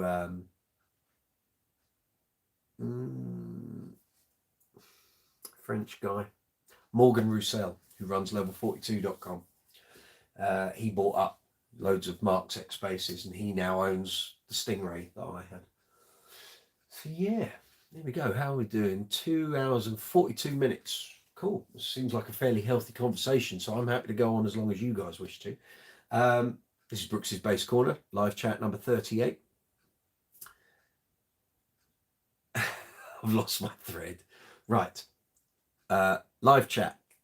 This is the video window. If you're on the mobile app, live chat window is below here. If you're on the desktop version, it's that way. Put your comments, questions in the live chat window. As soon as I see them pop up, I'll respond to them. If I don't know the answer, chances are one of these fine people will. At the bottom of the live chat window, you'll see an emoji icon. Feel free to hit that, absolutely bludgeon it into oblivion. The YouTube algorithm loves emojis. Next to it, you'll see a dollar symbol. That's called Super Chat. If you wish to make a financial donation to the channel, you can do so using the Super Chat facility. If you're enjoying what we're talking about, you're enjoying the live chat, feel free. Any Super Chat payments, Super Thanks payments, affiliate payments, merchandise payments, all go to keeping this channel running. Allows me to get the lights, the stands, the microphones, the audio interfaces, the software, the equipment that we review and demo, the workshop materials for doing the workshop vids. It allows me to just keep everything ticking over, keep this all running. That's Super Chat. Underneath every video on this channel, because we're monetized, you'll see a thumbs up and a thumbs down. Please hit the thumbs up. It's really appreciated. You'll see a share arrow, so you can share my videos to your social media, any chats, conversations you're having, feel free to do that. There's a save button so you can watch videos, save them for future viewing. Next to that, you'll see a love heart with a dollar symbol. That's called Super Thanks, where it's in exactly the same way as Super Chat. If you enjoy any of the videos here on the channel, you enjoy the content that I'm producing, hit that super thanks button, allows you to make a financial donation. Please hit the subscribe button if you haven't already. Hit the notification bell so you receive notifications when I put up new videos, make community posts. Please give the video a thumbs up. It really helps. Feel free to leave comments, and certainly on a live chat. If you're watching this after the event, live chat window can no longer be used. You can still get involved in the conversation by leaving a comment. As soon as I get a notification that you have, I can respond to it, reply, we can keep the conversation going. It's all good. We now have merchandise, branded merchandise for the channel. Underneath this video and every video on the channel, you're going to see a merch shelf. So there are t-shirts, mugs, hats, bags, socks. We haven't got round to pants yet. That will be another time. Adjusted nuts. We don't do that either. I'm sorry. You do get pink fanny packs though. So if you, here in the UK, we call them bum bags. In the US, you call them fanny packs. I've got no idea. Don't ask me. I don't know. Any merchandise you buy, a percentage of it comes back to the channel. So thank you very much if you make a purchase. Peter Battersby was the first person to buy an item of merchandise. Thank you, Peter. Much appreciated. He bought a beer glass. Absolutely fabulous. Thank you. There is also the merch store, can also be found if you're on the front page of the channel, and you see the tabs. So you get videos, playlists, shorts, live, community, and then there's a section that says store. So you can see the merchandise in there.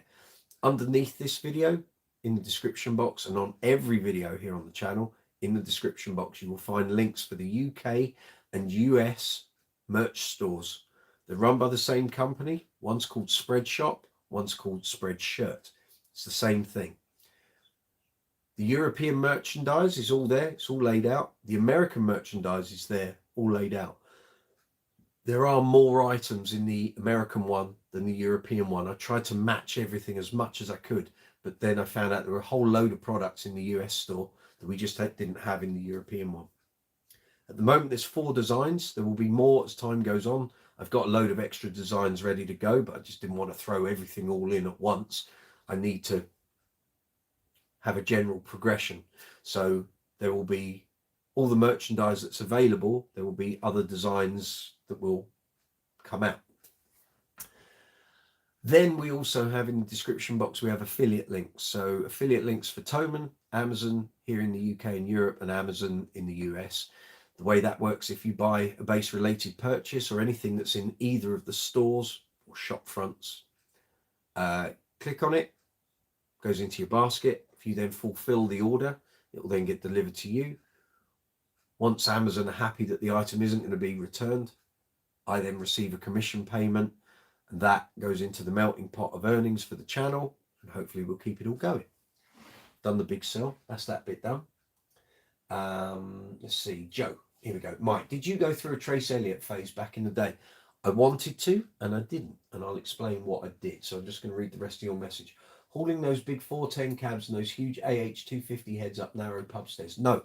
So my first amp was a second-hand custom sound bass cub, 60 watt with chorus, 1x15. That was a combo. Sold that and bought a Carlsberg Cobra 90, the grey one with the 5-piece graphic, 90 watts, 1x15. Had that for years, but I was saving to get a Trace rig, and every month there'd be a new Trace cab, a new Trace amp, and it was like, ugh, I'm getting bamboozled. I had all the flyers. I've still got some of them here, all the promotional flyers and stuff. Didn't really, all of us wanted a 4x10 and a 1x15 and a really powerful head. I ended up going down the Hartkey route. So by the time I put all the money aside for Trace stuff, Hartkey had appeared.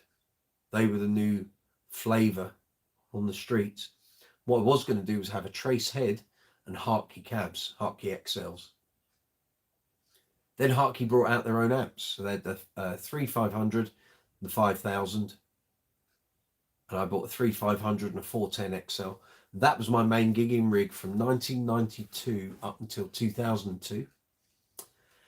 And then I moved over to EBS, and I had an EBS Fafner and an HD 350, and I bought a 410, and then I bought an extra 410 and a 210 off a mate. Hi Lee, if you're watching.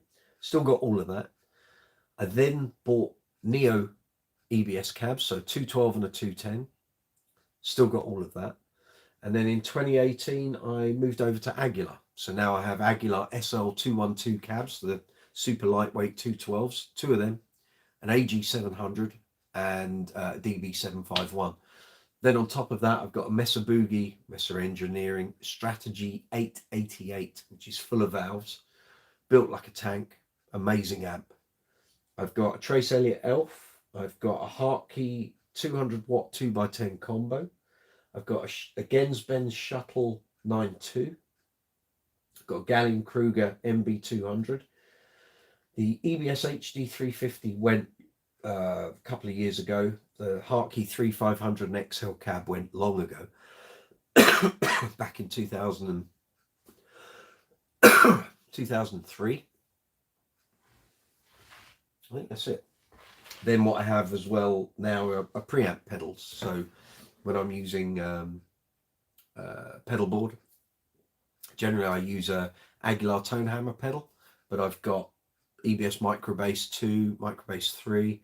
I've got the EHX Battalion, got a Sons amp bass driver. I think there might be another one or two in there as well. Yeah, so there's loads of stuff all going on. So my intention was to have a Trace Elliott phase, but by the time I had the money to go forward, there were other things on the market. And that was the thing for me. It was like every 10 years, reevaluate the amplification, because technology moves on. And Lord knows how it's moved on over the last 30 years. You know, crazy. I need a little drink here. I'm getting a bit raspy.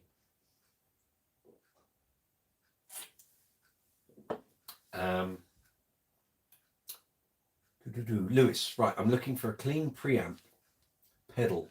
Don't want to sound like Rush. I can speak highly of the Aguilar tone hammer. It has a distortion in it, the AGS circuit, but only if you kick it in. But I've been using it for almost 2 years. Outstanding. Love it. EBS is very clean. Again, has drives on it if you want them, but you can always just not use them. But there's so many preamp pedals out there now, Lewis. You're gonna get flooded with possibilities. So kind of decide what tone you want, and then you can probably nail it down a bit further from there. Looking for my own tone. Should I consider a rack mount unit? Depends which one.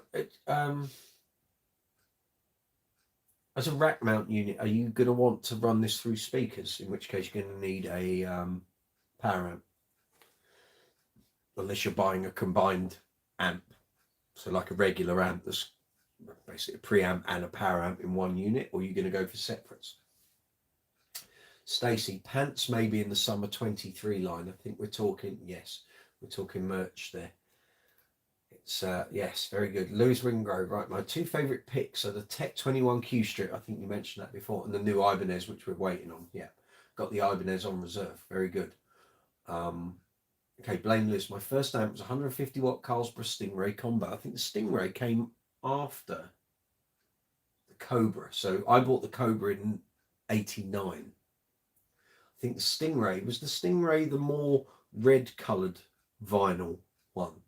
Because I remember there were a couple of Carlsberg combos came out in '92, and they had tweeters, and the difference in sound between that and my Cobra was immense. It was like, from that point on, I've got to have cabinets that have tweeters in. Patrick, I like many had the Trace Elliott gear 410 115 AH250. There you go. Man, was it heavy, but I love the sound. They have a sound, but that's why now people are collecting them, but it's like you wouldn't use them on gigs because it just weighs a ton.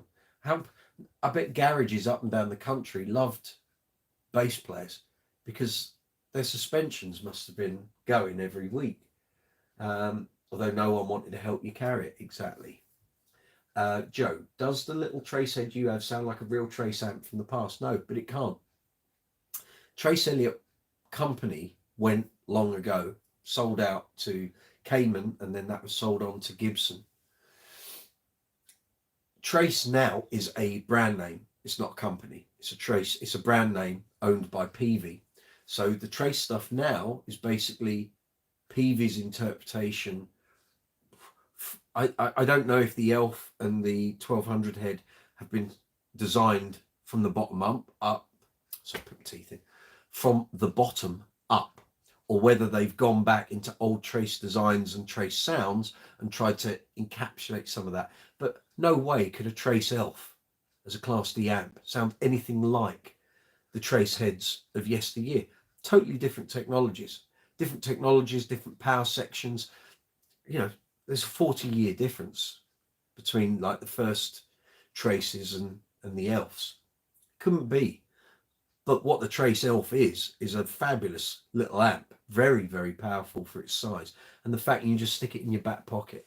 So I always keep it as my backup amp in my gig bag pouch, which gig bag as in the bag that one of my basses goes in, not as in the case that's got all the leads and cables and stuff.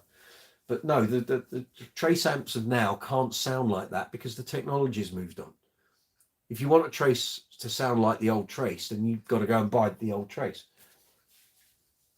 You know, that's just the way it is.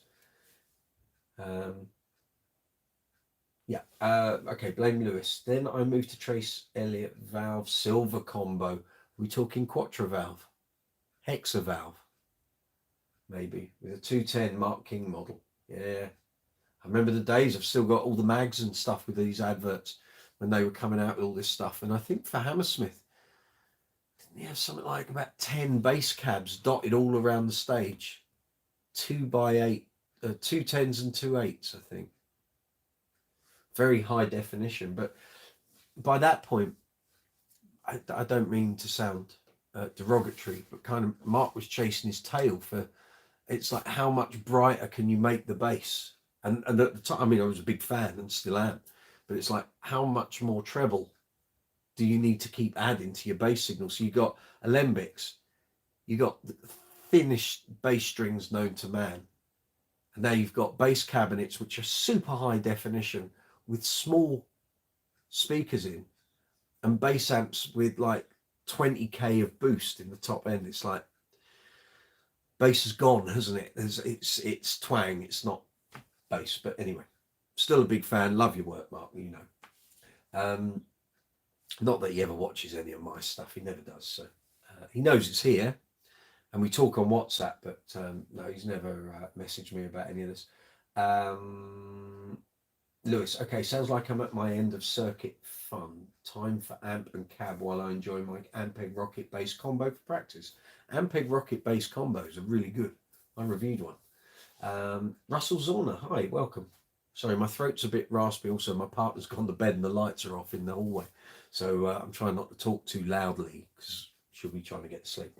I have a couple of Sun Bassman 1200S I'm rebuilding. Does anyone need a couple of 1200 watt hybrid monoblocks? I don't, but actually someone was talking about some of that on, if you go to my Facebook, Brooks's Bass Corner Facebook, I posted up a week and a half ago. I've got John Deacon's 1x18 reflex acoustic cab. And someone was talking about the Sun cabinets that he used after when he moved from acoustic to Sun. There were people talking about the Sun combos and amps. You might want to just have a look on there. Someone might want those. Russell, granted that's into 2 ohms, but you know, cool. Okay, Joe Goose. I had one of the Silverface Trace 15 combos. It was all valve, but weighed a ton. Well, it's valve, it will do. Should have kept hold of that. That'd be worth a few bob now. And the Trace Elliott Brightbox, yes, 4x5 inch drivers. Were they 2 inch? I thought they were 5 inch. Maybe I thought they were 5, because the box wasn't small and it was the same width as all the Trace stuff, so it would sit on the tower. I'm sure those were 5s. I could do a Google search. Here we go. Let's have a look.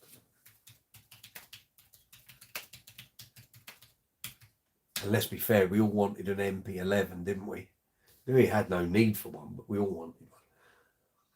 Brightbox. Yeah, someone's got one here. 4502H. I think they're 5s. Yeah, it is. 4 5-inch speakers. 10-kilogram box, handle on one end. And you could angle it as well, so you could use it as like a high definition monitor. 200 watts into 8 ohms. Yeah, there we go. That answered that question. This is what I love. This is, we answer all the questions on this channel, I tell you. Martin, I love the real trace sound. It was such a sound. And when it stopped, Ashdown wasn't a copy of Trace at all. It just didn't sound like that, and they probably didn't want it to. But it's such a missed sound, which I think is why a lot of people are now collecting up Trace Elliott amps and cabs. But A, they take up loads of room, and B, they will break your back. And they're starting to break down because of the age, components. You know, trying to get parts now is difficult. There's not, okay, there are companies that have the spares, but I don't know if any are fabricating the parts or what have you. I love the real Trace sound. That's why I bought an Ashdown head. I don't think Ashdown sound like Trace. I've always felt that. I've never felt that it was a comparable sound. But each to their own, Martin. No problem.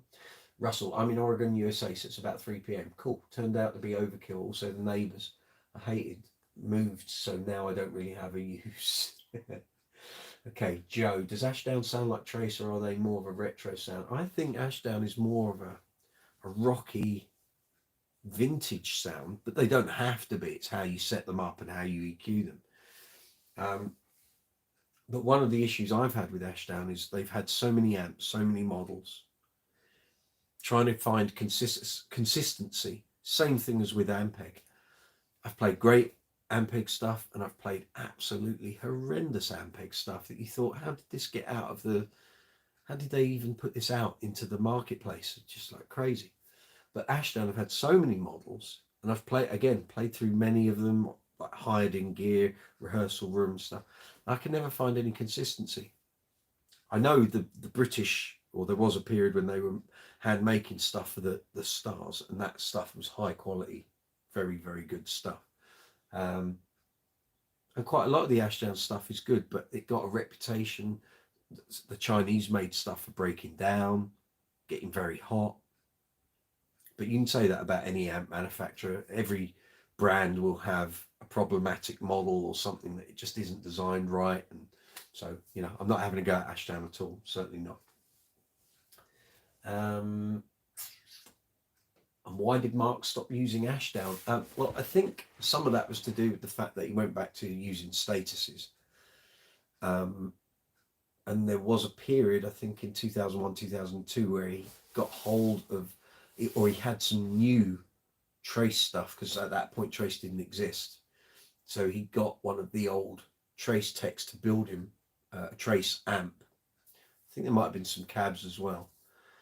Then he went back to Ashdown again, stayed with Ashdown for a while, and then I think we know how Mark likes his high-end stuff, and it kind of coincided with the Paramatrix design of the Status King bass that TC Electronic approached him, and at the time TC Electronic were throwing money hand over fist to get big names on board, and obviously they said all the gear you want, and and they were everywhere, and Mark was included in that, and so he went over to TC, and also he'd used TC for years with various processors and what have you in his live rig and in the studio. So to him it wasn't a new brand. It was just they were now producing bass amplification. So that's why I think he stopped using Ashdown. And also, again, the Ashdown stuff suited what he did on One Man, where it was more of a bass sound, less bass pyrotechnics. But once he moved them back into level 42 territory, branded as level 42, the sound kind of changed again. So, yeah. Other than that, you'd need to ask him, but I'm not sure you'd get an answer from Mark. Russell, didn't mean to come in late. Mate, you're fine. You're welcome anytime. No problem at all. Was just happening by since I'm subbed. Thank you very much. and you were lit up. I'm always lit up. I'm fabulous, can't you tell? Joking. I'm very much joking. I'm just pulling your leg. Lewis, I feel that people should keep their dinosaurs. It's like engines. No replacement for displacement. The emulator won't replicate the beatings of a class analog, but I'm carrying nothing to a gig. Yeah. I agree. Blameless. I've seen Level 42 in Dublin when Mark used Ashdown, the amp went on him. He was furious. He will be. When things go wrong gear-wise, he is not happy. Run is probably the best advice there. Russell, Bugera 5500 SVT clone are pretty available, and actually the build quality is good and the parts beefy. Cool, $300 US. Well, you're probably getting quite a bit of amp there. Sounds like they're probably along the similar lines to the Carvins before Carvin stopped. They had some great bass amps in like 2010, 2011, 2012. There's some really good amplifiers that were not expensive, but they were really powerful. You want to get an SVT next to mine, open them up, because this 5500 is actually a pretty clean build, and the transformer is as heavy, if not heavier. Okay, pull the toroids and weigh them. Yeah, yeah, get the weighing scales out. Blame Lewis, it was the Retroglide Ashdown amp that broke on him. You mean the red one with the 12-band parametric? You don't mean the small. No, I bet you don't mean the Retroglide, you mean the Superfly. He had 2,000 watt Superflies running a stack of cabs each, I think, and they went down because they ran too hot. So it's either the Superflies, which were the small ones with the programmable 7-band EQ, or you're talking about the red one, which was designed like a Trace. Red one with the Princess on and the 12-band EQ. The Retroglide amp is the, you're thinking the Retroglide Tour, but the Retroglide amp is a very small Class D amplifier with a 12-band graphic, but very small thing. That came out long after the Retroglide Tour, that's for sure.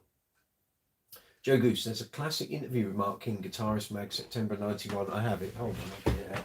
We can make sure we're talking to the same purpose, can't we?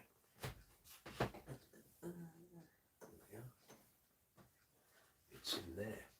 Don't drop the batteries, Mike. That wouldn't be clever.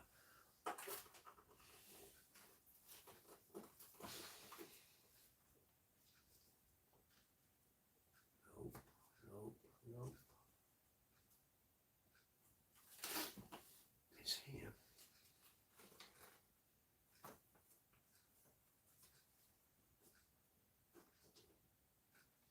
I've moved it somewhere.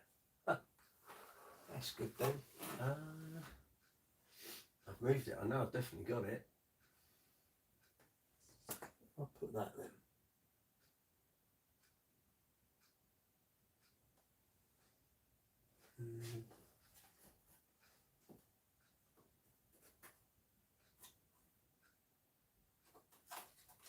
Let's try that again.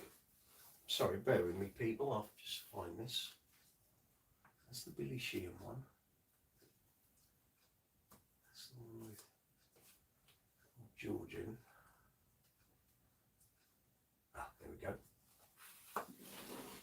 And there's this, which I'm sure you've seen as well. Hold on. Around the same time.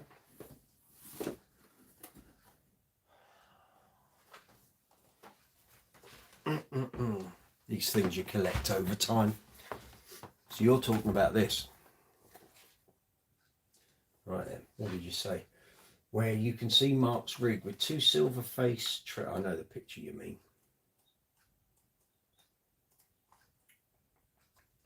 You're talking that. Two silver face trace preamps and an Eventide harmonizer. What did he use the Eventide for? Well, was probably using that to replicate the chorus sounds that he used to get from his Yamaha E1010. So he would set those up. They were delay units, but if you set two of them up, it would give the bass a chorus sound. By this point, Mark was well into his tech. So at the top, you see a Trace Elliott MP11, which is for graphics. So basically, I think it's 10 or 20 presets of graphic, which he'd use for different sounds on different songs. And you got the Oh god, what were they? I think they were quattro valve heads, weren't they? And you got TC electronic thing for delays. You got the harmonizer, and then there's loads. I mean, it's just tech. But he would have been using the harmonizer probably for delays and things on certain songs. But to be honest, a lot of that he didn't need. And I know a couple of weeks ago I bought a BBE Sonic Stomp, which is a pedal based on a rack mount that they did, BBE, called the Sonic Maximizer. Mark found out about them through Eric Clapton when they were doing things like Prince's Trust and all those sort of gigs in the late 80s, early 90s, where they'd have all-star bands. And I think there's an interview in Bassist with Mark where he said, yeah, we bought all of us got these BBE Sonic Maximizers. And the idea is you just turn it on. He said, we all love the sound. It made our guitars sound so good. We'd leave them on all the time. So then when you turn it off, your bass sounds like half as good as it did. But yeah, that's what you're referring to. Guy perhaps talking about the MP11. He said Trace built them, one for him, and then of course Mark. They were everywhere. You could go to the Bass Centre and buy them. They were easy to order, and they still turn up now and again. But the thing is, if it starts going wrong, who's going to fix it? That's my thing. Loved his alembic through that. Yeah. That magazine influenced. You know, I sat there looking at that guitar on many occasions. But then at that time, so he was doing all the press and promo for Guarantee. There was that. So if you haven't seen this was great. So he actually signed it and the pen ran out, which is when I was in his flat in London back in 2015. But again, a bass picture to savour, quoted Maple Lembit. So this was good because they went into loads of his old gear and basses and stuff. And he was telling the stories about various instruments and what have you. So yeah, from the same period that was. There we go. Right, okay. The chat seems to be quietening down. So if you guys want to carry on chatting, and I know it's 10 past 11 here in the UK. If you want to carry on chatting, we can carry on chatting. If you're all ready for bed and you've all got your Horlicks and your slippers ready, then we can start winding it down. It's up to you guys. Whatever happened to the Blue JD? Joe, that is a question that has been asked many times. A lot of Mark's guitars seem to have just disappeared. I will ask him next time I see him. But you see, during the 80s and 90s, Mark would give loads of gear away to charity auctions and what have you, and for charity donations and things to be auctioned off and raffled off. But I keep hearing about the Blue JD from the Prince's Trust, and someone mentioned something to do with one of the techs took it, but I can't imagine Mark would ever let someone get away with an instrument, whether he paid for it or not, because he would have got the JD for free. But again, I've never heard a definitive answer, and there's a couple of his basses that just kind of disappeared off the face of the planet. He might know, and he might disclose it, or he might not. It just depends what mood you get him in on the day. Yeah, the blue looked good. The LEDs were too small. Those little stars, they were too small. And actually, I didn't like the headstock appearance on that. I can't remember. Was it black with the timber going through? I can't remember. I thought the body colour was lovely. All those pearl finishes looked great. But there was something just, I don't know. Sometimes just the way a headstock is finished just doesn't suit how the rest of a bass looks. But here we go. My preference. What do I know? Actually, here's a bass that you wouldn't even know he'd had, and I never saw him with it. So basically, when the Status Matrixes came out, obviously Rob at Status must have sent him a few, and then he got the Empathy, which was stolen. There was a Matrix he got, and I'd never seen him play it. When I bought the Stingray from the Bass Centre in '97, my good friend Alex Carter, hi Alex, who used to work at the Bass Centre and worked at the gallery, when he heard Mark's stuff that he was selling was coming into the Bass Centre, he obviously well, at the time he was working at the Musicians Institute, which was above the bass centre. He knew this gear was coming. He was a big Mark King fan. So he came down as soon as it all arrived, cherry picked what he wanted. He bought a Status Matrix that was built for Mark with a Cocobolo top. Now, did it just have bass and treble, or did it have more? It might have had more. I think it was bass and treble, two separate controls, volume, pickup pan. I'm trying to remember. Alex would know. Split coil, single coil, so PJ setup, but it also had star LEDs in the fingerboard, and that bass was amazing. And I said to Alex, I've said whenever I see him, you should never have sold that bass, because he sold it not long after. He went, no. Alex goes through basses like I go through socks, and that bass, that Matrix, was just outstanding. I'd never seen him play it, didn't even know he owned one, but it was amazing. Amazing. The Cocobolo top just gave it something sound wise. It was like really woody, but with all the clarity and power that the Status Matrix basses have. It was astounding. Have you ever interviewed George Anderson from Shack Attack? No, I haven't. I have a JDGA 24 on order in Pearl Green. Yes, you do, because I've been following your conversation on Bass Chat. He really made the bass line on Swing Out Sisters Breakout and Prince's Trust sound great. Yes, he did. Alembics. Or did he use the WAL on that? Again, the WAL MIDI bass was there for sale when his gear was up for sale at the bass centre. I played the WAL MIDI bass, and I didn't think it was all that. I thought it was fairly average without the MIDI bit, just playing the bass. I thought, I don't get it. What's the big deal? Don't get it. Now, of course, I'd be looking at 10 to 12 grand, wouldn't I? Joe, my favourite bass sound of Mark's was the 5-string Status on the Guaranteed video. I played that bass at the bass centre. It was up for sale. Didn't like it. It was awful. It was badly set up. Strings were dead. Had big chunks knocked out of the lacquer. Like it'd been dropped and banged and whatever happened to it. It had gone on tour, and but it didn't play great. I could have bought that bass. It was horrible. It was absolutely horrible. I thought the low B was just like, I thought, this is so disappointing. There was a better Empathy there, which a guy called Rob Steen from Ireland bought. Hi Rob, if you're watching. So I bought the Stingray, he bought the Empathy. I really wanted the Empathy. I said, is there no way you're not going to buy it? He said, no, I've come over to buy this bass specifically. I was like, mate, I would love to own this. And he said, well, I'm buying it. So I was left with a bunch of Alembics I couldn't afford, the WAL MIDI bass, the Star Child, and the Stingray. So I went for the Stingray. And that was the end of that. No, my favourite bass sound, I said this on last week's live chat, is the Matrix and the Alembics. I love the Alembic sounds, and but I still think the Matrix, for the small period that he used it, sounds phenomenal. And the GBs as well. I think the GBs sound good, although not all of the performances with the GBs are mixed all that great, because I know what GBs can do. I've got 4 of them here, but that's with the old style of circuit before the Rumour circuit sort of took off in 2001, 2002. The GBs that Mark had the old style circuit, although the Rumour he had probably had the newer electronics. But again, that was 2000.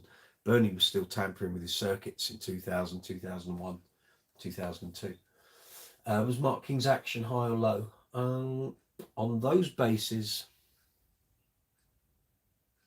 wasn't that low. And actually my reference point would be the Swarovski King bass I played in Mark's flat in 2015. And the action wasn't low. It was fairly average, what I would have on one of my basses. And I remember saying to him, I said, I was expecting low. He said, no, if you have it too low, the strings just choke. I said, well, yeah. I said, but for what you do, he said, no, I just have one. Sorry, YouTube, I'll beat that one out. Sorry. I'll edit that one. But yes, he beat the proverbial out of those strings. Hope I didn't make anyone choke on their coffee there. Yeah. Joe, I love Mark King's GB's tone. Very underrated basses and overlooked by Mark King fans. Yes, indeed. Although Bernie did very well off the back of Mark using those, and his most popular order ever of any of his basses would be a Daphne blue white scratch plate Spitfire. I've been in there when the phone's been going, emails going, and I've seen multiple Daphne blue Spitfires being built. So yeah. I wish he'd used the Rumours a little longer, because if people had heard those, because he's only used them for a couple of gigs on the 2000 tour, and then promptly went back to the Alembics. But the Rumours are just, well, I don't need converting because I've been using them for almost 20 years. But yeah, I loved his jazz basses he used with Grupo Mark King. He didn't use any jazz basses. Well, that's the GBs, that's the Spitfires. He only used Fenders up until the Croydon gig on the one-man tour. Yeah. So what you hear of the night at the Proms, that's a fairly good indication of how those Fenders sound all right on that. But then he when he played Fairfield Halls in Croydon at the start of 1999, he was then on Bernie's turf. Bernie was good friends with Boone Gould, put the two of them into communication. Bernie thought, well, if he's using jazz basses, I've got the Spitfire, which is my version of a jazz bass, make it look similar, LEDs in it, bang, off you go. I saw him do the first gig with the Daphne blue Spitfire. I was there. I was at that Croydon gig. So yeah. Where are we? It's okay to swear if you're quoting Mark King. Well, it is part of the course, unfortunately. But I will edit that out, YouTube. Sorry. I'll bleep it. Joe Goose, can you tell us about Mark? Goodness, becoming a Markathon, but that's okay. Can you tell us about Mark's usage of Stingrays? There's a pic of him in the Isle of Wight studio with a 5-string Stingray. Yeah. So basically, Mark, I thought there was more than 2, but it could be there were only 2. So he placed an order with Music Man for either 2 or 4 Stingrays, 2 5s and 2 4s, or it was 1 5 and 1 4, and that was placed in, I think it was 89-90. So it might be that the order was placed in 89 and the order was fulfilled in 1990. So he had those for guaranteed. The basses were used again on Forever Now, and they were also used on Trash. So I know he put a 5-string up for sale into the bass centre. It could well have been with the same gear in 97. It might have been earlier. I don't know. You need to speak to the staff at the bass centre. Jerry Meehan, who is Robbie Williams' bass player, bought that bass. And I think it had Mark's signature on it. And Jerry's response was, well, that's coming off. He didn't want that on there. So then when I went to the bass centre, so the gear had been in there for a few days. The Stingray was there. I did kind of put 2 and 2 together, but I thought, well, that could be the bass that he'd used on Guaranteed and Forever Now. And then when he released Trash, I sent, back then you had to order the CDs via email, and I sent him a message saying, thank you. By the way, I own one of your old basses. I own the Red Stingray. And he wrote on my copy of Trash, oh, I remember that. Yeah, I use that on Guarantee Forever Now and some of the tracks on this album. So that was that. But yeah, so there is a piece which you can probably find on Google. It used to be a free music paper in the UK called Making Music. Mark did a big promotional thing around about the time of Guarantee. And it's him in like a suede leather, like a tan coloured leather jacket and the maple alembic. And he goes through track by track on that album. That tells you which tracks he used the Stingray on. But so basically Guaranteed, the track has a 5-string Stingray, keyboard bass, alembic, something that it's like 5 or 6 tracks of bass on that track alone. It's definitely on Her Big Day, definitely on Overtime. 7 Years is Fretless, that's the Moon bass. Set Me Up, I think might be a Status, but it might be Stingray. Her Big, the Ape sounds to me like the Alembic. Father's Shoes could be anything. Probably Stingray with the treble turned down. Then I think, and it says in here, he used the Wow MIDI bass on Lasso the Moon with A Little Love. Possibly A Kinder Eye, but I could be wrong. And then you've got She Can't Help Herself, probably the Stingray. And If You Were Mine is the 5-string Empathy. So, yeah, there we go. How's that? Yeah, the 5-string was red and the 4-string was red. There was nothing special about the Stingrays. They were bog standard as they were off the production line. Red, translucent red was the colour. Black scratch plate. Foam mutes were still on, although he ripped them off. And my 4-string had loads of dents around the neck pocket where he'd obviously rested the bass up against something. And it just kept knocking because there were loads of little dents there. That was that. I could have sworn there was a Fender Mark King Jazz. Yes, there was. 42 with Sims LEDs, blue, and stank of Play-Doh. Yeah, you have seen them online. People try and get hugely elevated fees for them, but they're just not that great. They weren't put together very well, and they're a bit crap. Did he ever tour with the Stingrays? No, he didn't, but there is footage of him using my 4-string for a performance of Forever Now, I think, in Dublin.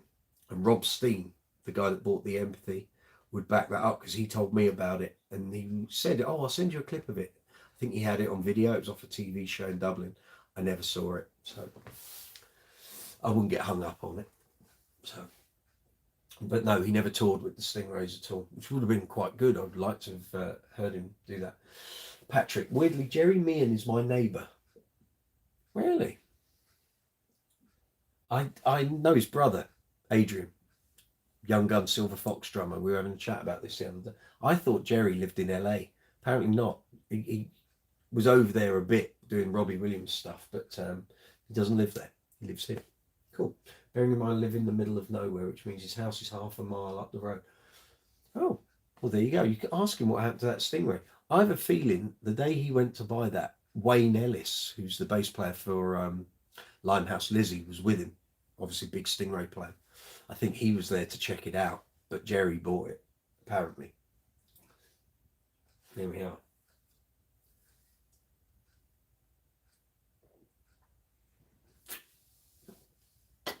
Hope you're all enjoying this very enthusing live chat this evening. So how we do it? Oh, we've still got 8 of you on here. Very good. Very good, very good. We can keep going as long as you like, but I know people are going to start dropping off for bedtime in the UK soon. So keep the conversation going, gents, or I'll start winding it down. Anything you'd like to discuss? Keep going, Joe. I've got plenty of level 42 knowledge. It's you far away. Any gaps in your history that you want to know, if I can help, I'll try and fill them for you. I'm watching the Status website. The latest update is that they've taken off the 30th anniversary links. Thank you, Blaine Lewis. Glad you enjoyed tonight. We've been having a good run of live chats lately. It's great. You guys keep asking the questions and firing the comments over. I'll reply as best I can. You're watching the Status website. The latest updates, they've taken off the 30th anniversary links. Well, that would make sense because those sold out long ago. Are we talking 30th or 40th? Maybe I should have a little look. I'll go on the Status site and see what you're talking about.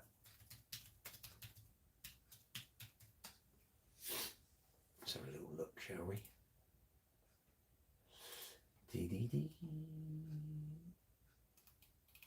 Are we talking?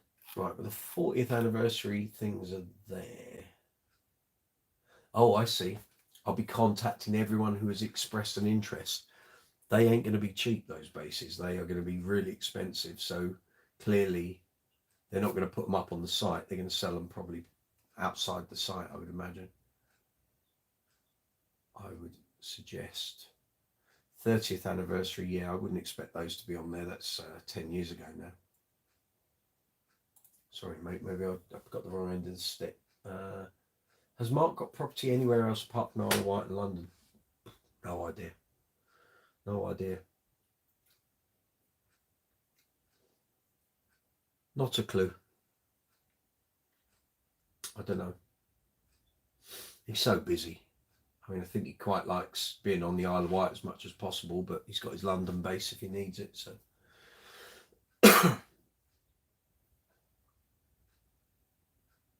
so gutted we didn't get to see the thing with the BBC Orchestra just before COVID hit. Had tickets. I was at the front of the circle. I thought this is going to be great. And then they had to cancel it because someone in the orchestra had COVID. I heard he bought all the land around his new small house. Yeah, that's probably true. Probably true. He's a clever chap.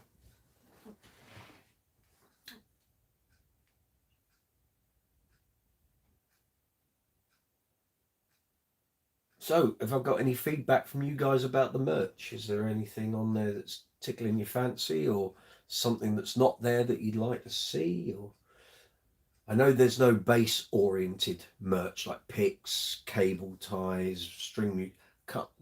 These merch sites don't do any of that. For that stuff, I've got to order it all myself, hold the stock. I'm probably going to have to set up a website to sell that stuff. So that might be a little further down the line.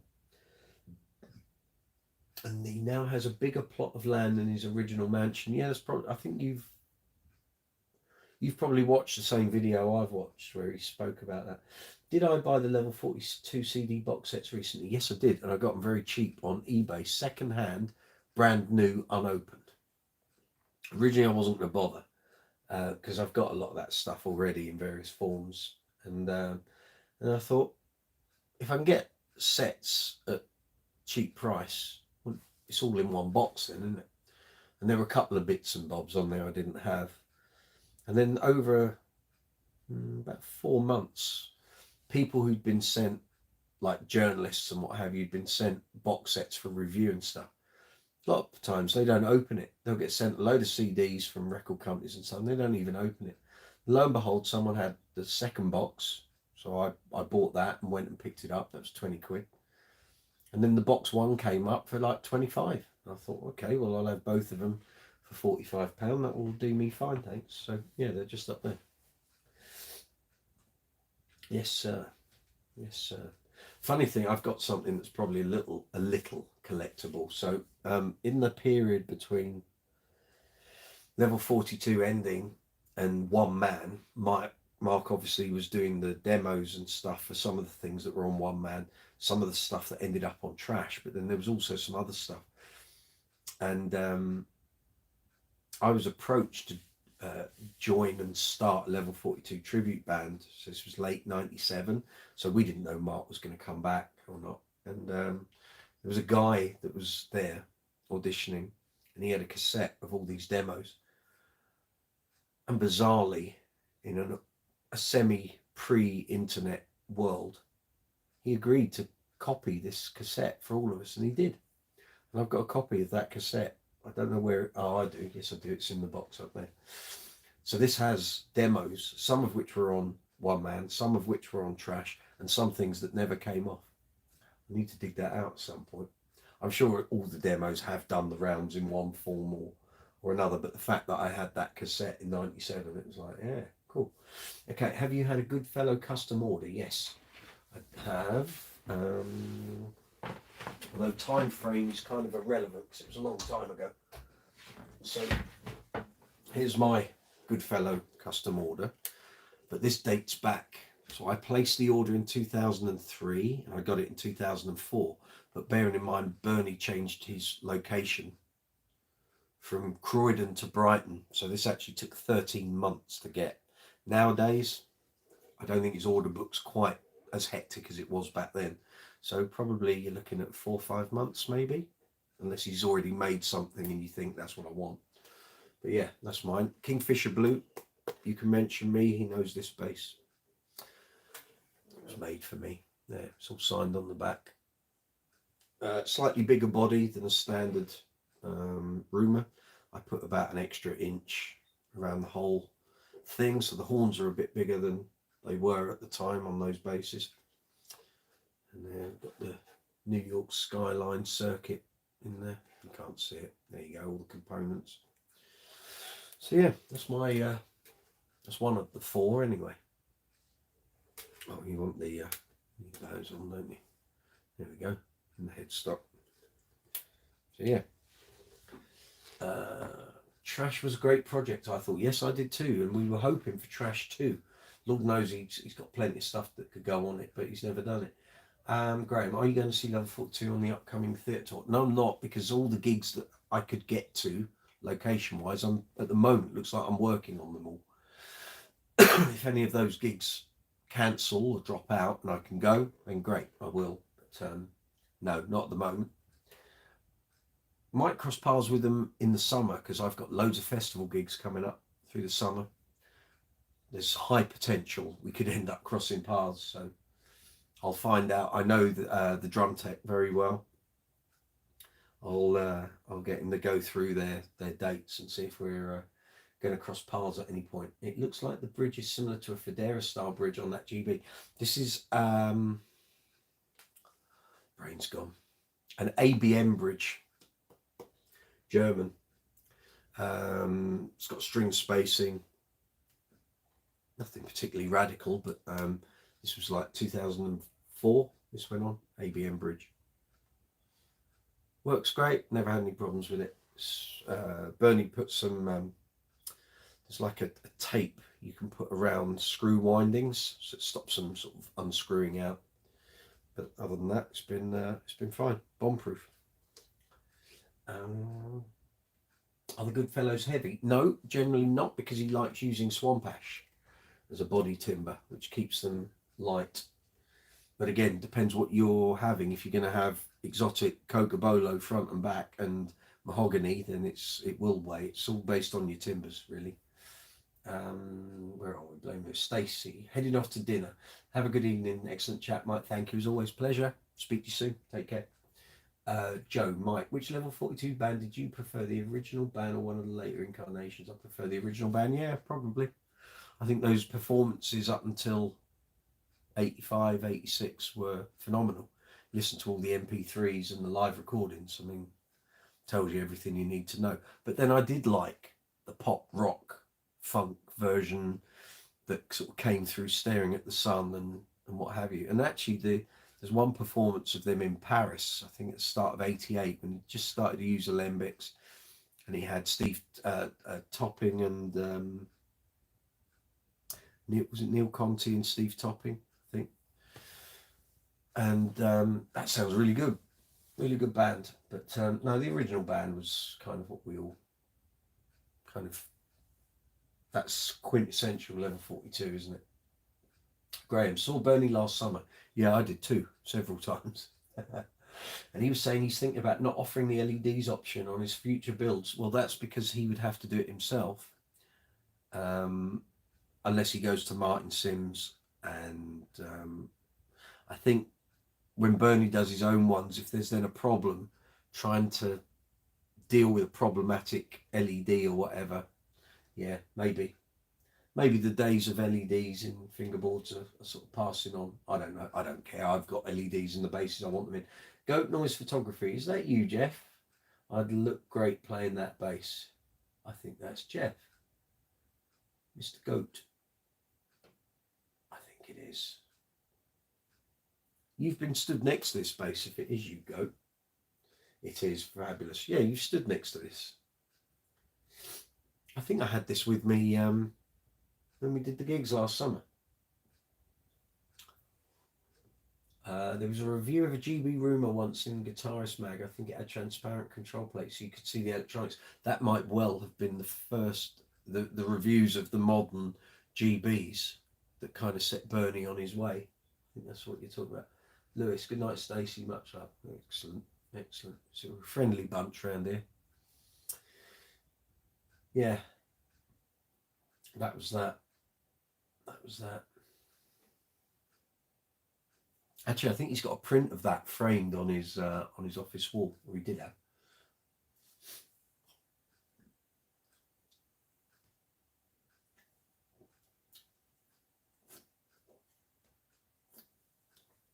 We're into night owl territory now, chaps.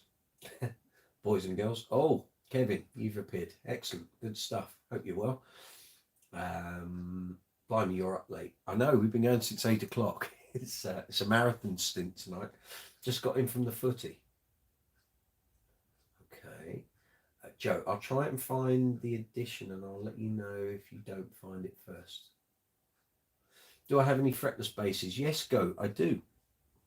I've got the coral pink Kabiki, which you can just see over there. The first one in that rack.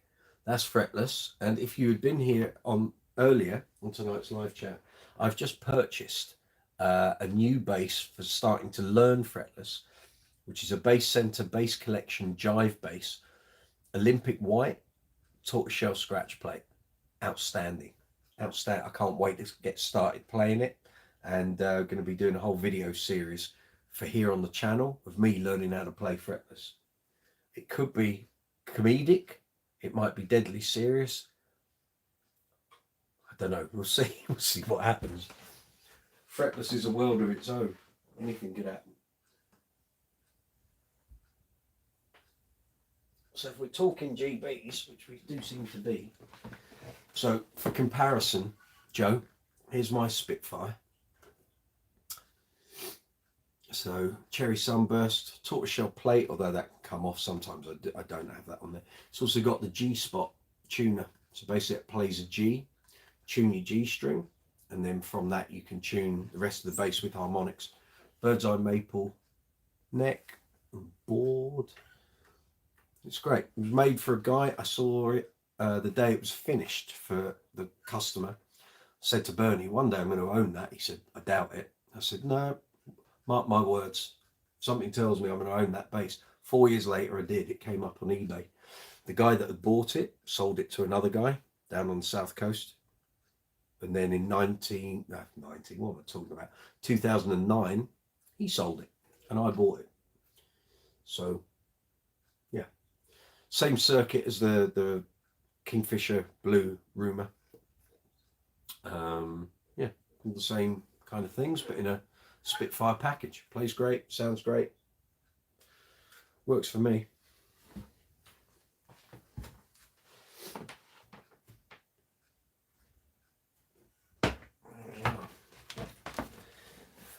Let's see, I saw a load of questions come up there. Martin, good night, folks. I had an early start in the morning. Thank you, Martin. Thank you very much for the super chat as well. Very much appreciated. Take care. See you on the next one. Joe, night. Yeah, cool. Go. I can only play them when they have the fret lines. Well, thankfully, both of mine have, so both line fretless. Otherwise, it all goes a bit pear-shaped. I hear you. Joe, Mike, were you a Pino Palladino fan? Absolutely. In the Paul Young era, yes.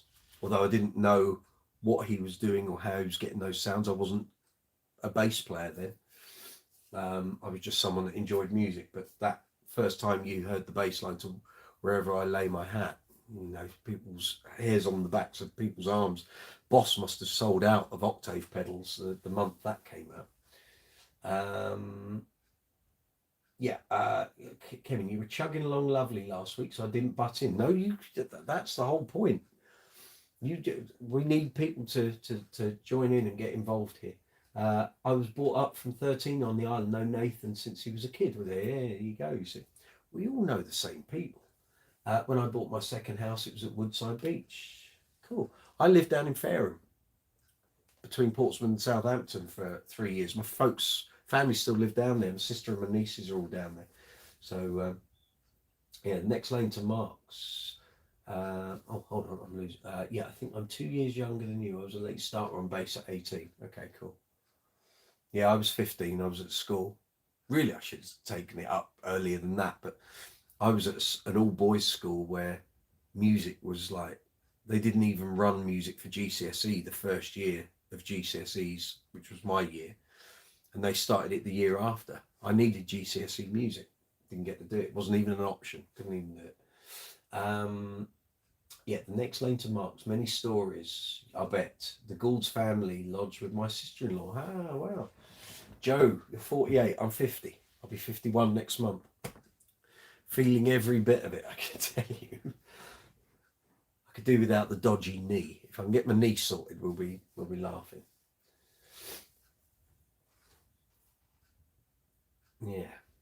Yeah. Where are we? 11:45. Okay. Let's see if we can string this out to 12, shall we? Then we'll call it a night. That'll be a record then. 4 hours on live chat. Wowzers. Yeah, don't tell me about those aches and pains, mate. Everyone said when you turn 40, it all starts to go a bit wrong. And they were right, because I literally turned 40 and I got tennis elbow in my right arm. Acupuncture solved that. What happened then? Then there were various aches and then I got rosacea. That's been fabulous. That my sister had it, and she got it. We don't think it was in our genes, but my sister got rosacea from having makeup applied at a wedding, like a facial, and her skin has suffered ever since.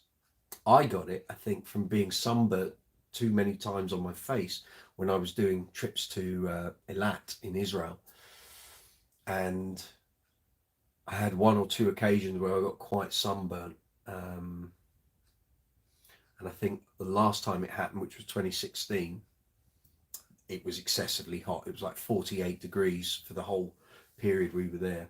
I think I got really badly burnt, and then a couple of months later I was noticing, if I took my glasses off, I looked like I'd been on a skiing holiday.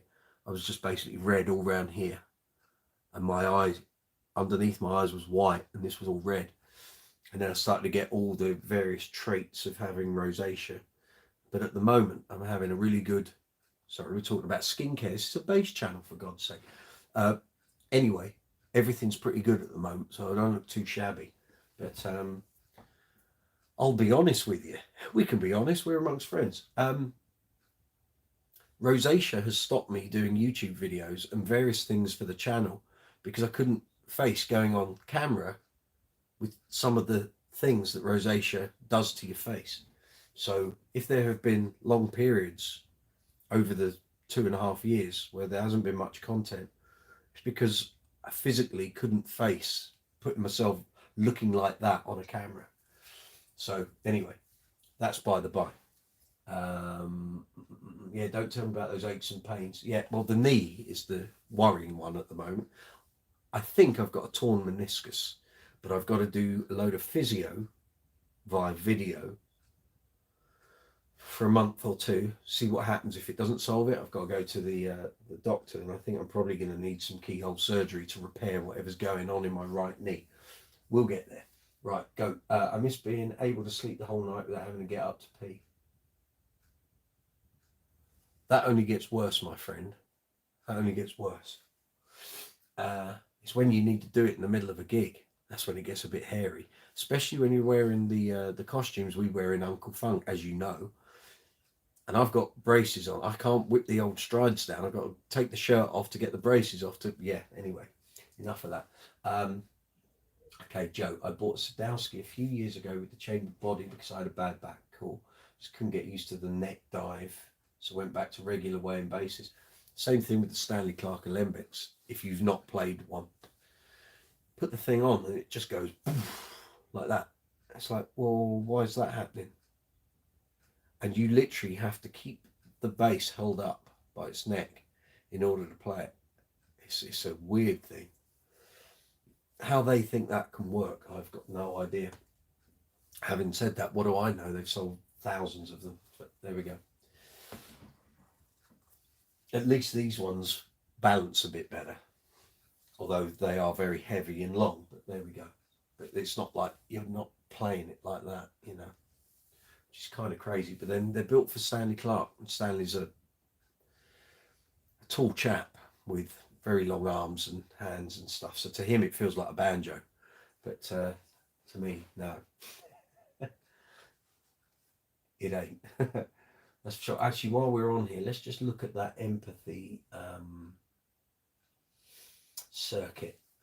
Right, we're looking at board, I think it's a 303.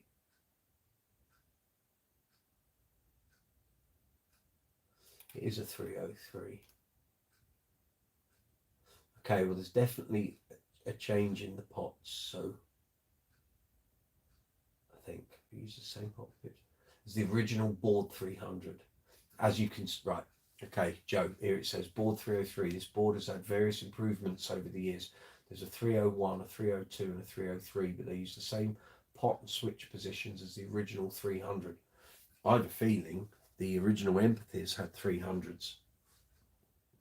I would imagine my empathy was either a 301 or a 302, and I would suspect the 303 is the current S2s and the king bases.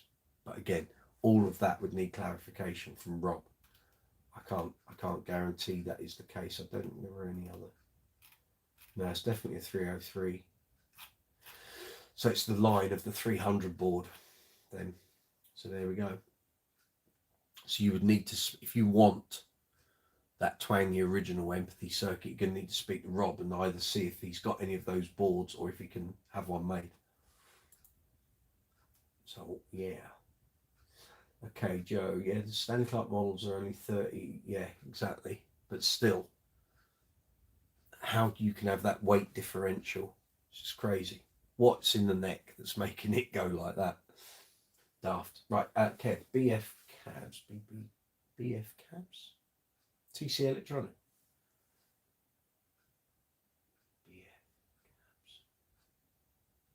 Don't know what those are. Right, lighter amp, Streamliner, 900 yet, Quilty yet, preamps, power amps too. But saying goodbye to my 410, 210 bag end cabs and flight case hurt. Yeah, I hear. I've got EBS cabs here, the heavy pro lines, and it's like, do I keep hold of them? Because they are amazing sounding cabs. But I haven't used them for years. I don't know. Joe, my Series 2000 sounds very, very twangy.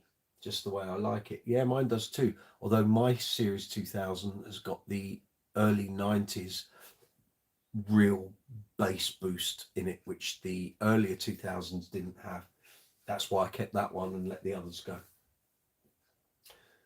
Oh, your S2, okay. Well, again, you compare a Series 2000 with the Series 2 with an empathy, very different. Oh, and then throw a matrix in as well. All of those totally different status sounds. Kev, that there was my youth and days of roadies and trucks. Well, indeed, we don't have those anymore generally. Barefaced, right? Got you.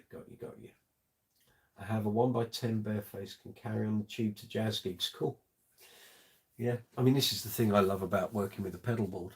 I don't have to carry amplification around, but then you don't know from gig to gig what you're going to be presented with. So some gigs I have to take amplification, just don't know. What did I do last week? Oh, did Uncle Funk on Friday, no backline. Saturday was Queen, needed backline. So I was using Aguilar AG 700 and the S1 SL212 on that. And that worked pretty well. So yeah, so this will be getting a little love in the workshop soon. So new strings, set up, truss rod tweak. We'll get it set up how I want it, and should be good to go. So I'm probably going to use her on some of the on the Queen gig this week, along with Black Precision. Just get another feel for it, what I think needs changing and adjusting, and yeah, pretty good. Really happy with it. Oh, it's too bright. There we go. So it's ice blue metallic, but it's kind of grey, but it's kind of blue.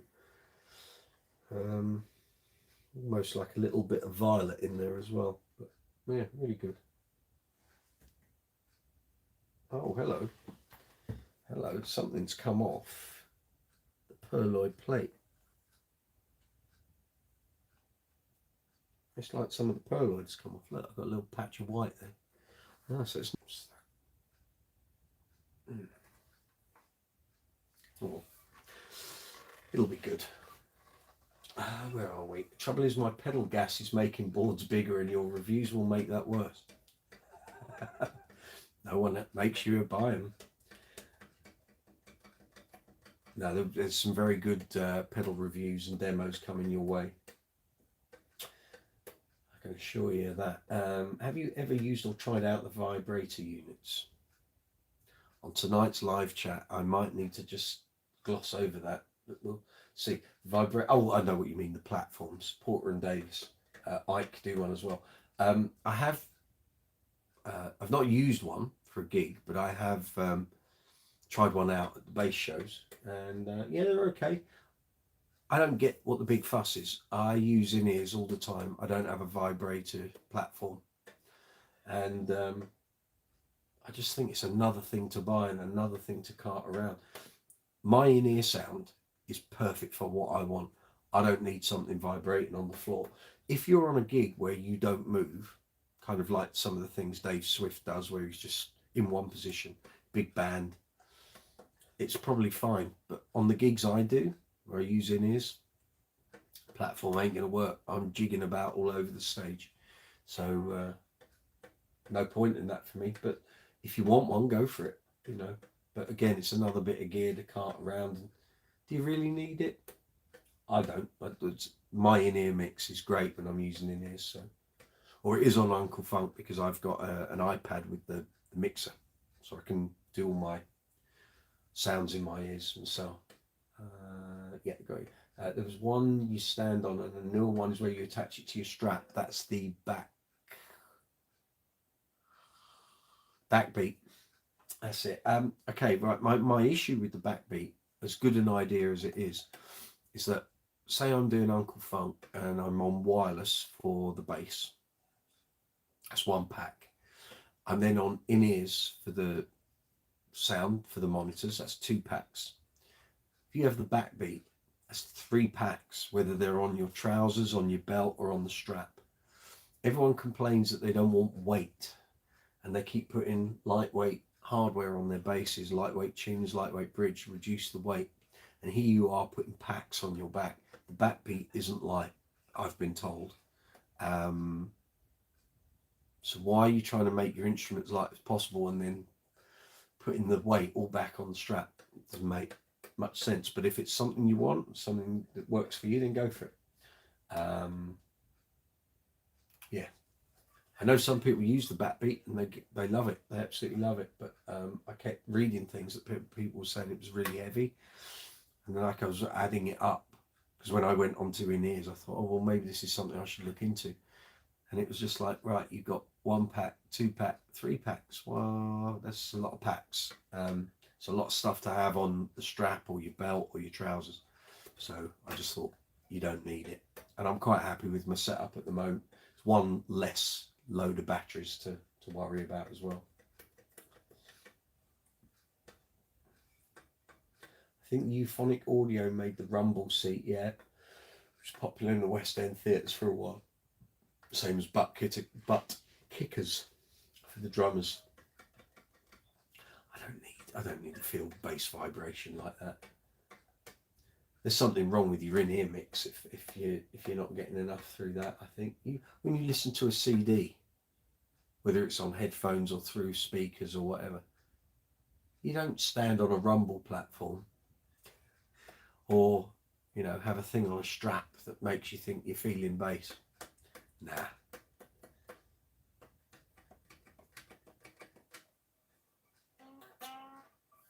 Not for me. Okay, gents, we are coming up to 4 hours. It's like a marathon stint, I tell you. Last question for me. What is your next big high-end bass purchase? I couldn't even begin to tell you. Couldn't tell you. Until something comes along that I think I really need to buy. There's nothing I want. There's certainly nothing I need at the moment. The only thing I can see on the horizon is just before we went into lockdown, I was involved in a Jimi Hendrix tribute theatre show, which had loads of gigs all booked up, and because of COVID, it all got completely panned and canned. And We did one gig and that was it, and then COVID struck.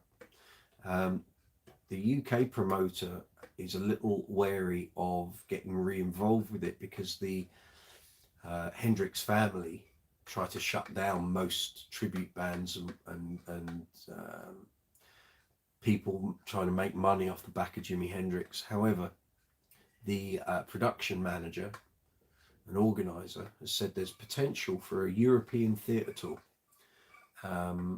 probably for next year. Probably don't think it would be this year. It'd be too late in the day to now get those dates booked. But if it's next year and I do it, I'm going to need.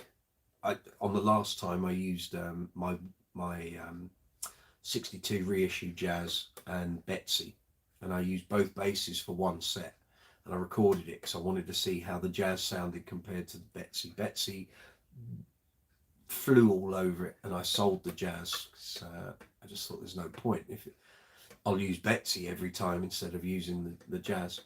But if I'm going to use Betsy, I need a second bass and probably a period correct finish, like a three-tone sunburst or tobacco sunburst. I'm not going to get hold of a Fender Noel Redding. There's no point in being that anal, to be brutally honest. But maybe I might buy a bass center jive bass with that sunburst finish and go with that, as well as Betsy. But that's the only thing I can sort of see on the horizon. The only other thing would be if the channel takes off. Someone's done a super chat, have they? The money's gone up, or is that just because it's showing it in US dollars? Right, because it's just showing in US dollars. I've lost my thread. No, I can't foresee any big bass purchase, but if something cropped up that I wanted, or that I thought, oh, that would be a good investment, or something that I'm going to use, then great. But the other thing would be to wait until the channel's making some money, and then maybe, same as any of the big channels, if and certainly people like Scott Devine and what have you, they just go and buy the basses they want to feature in the videos. So if I can get to a point where I can do that, then that's great.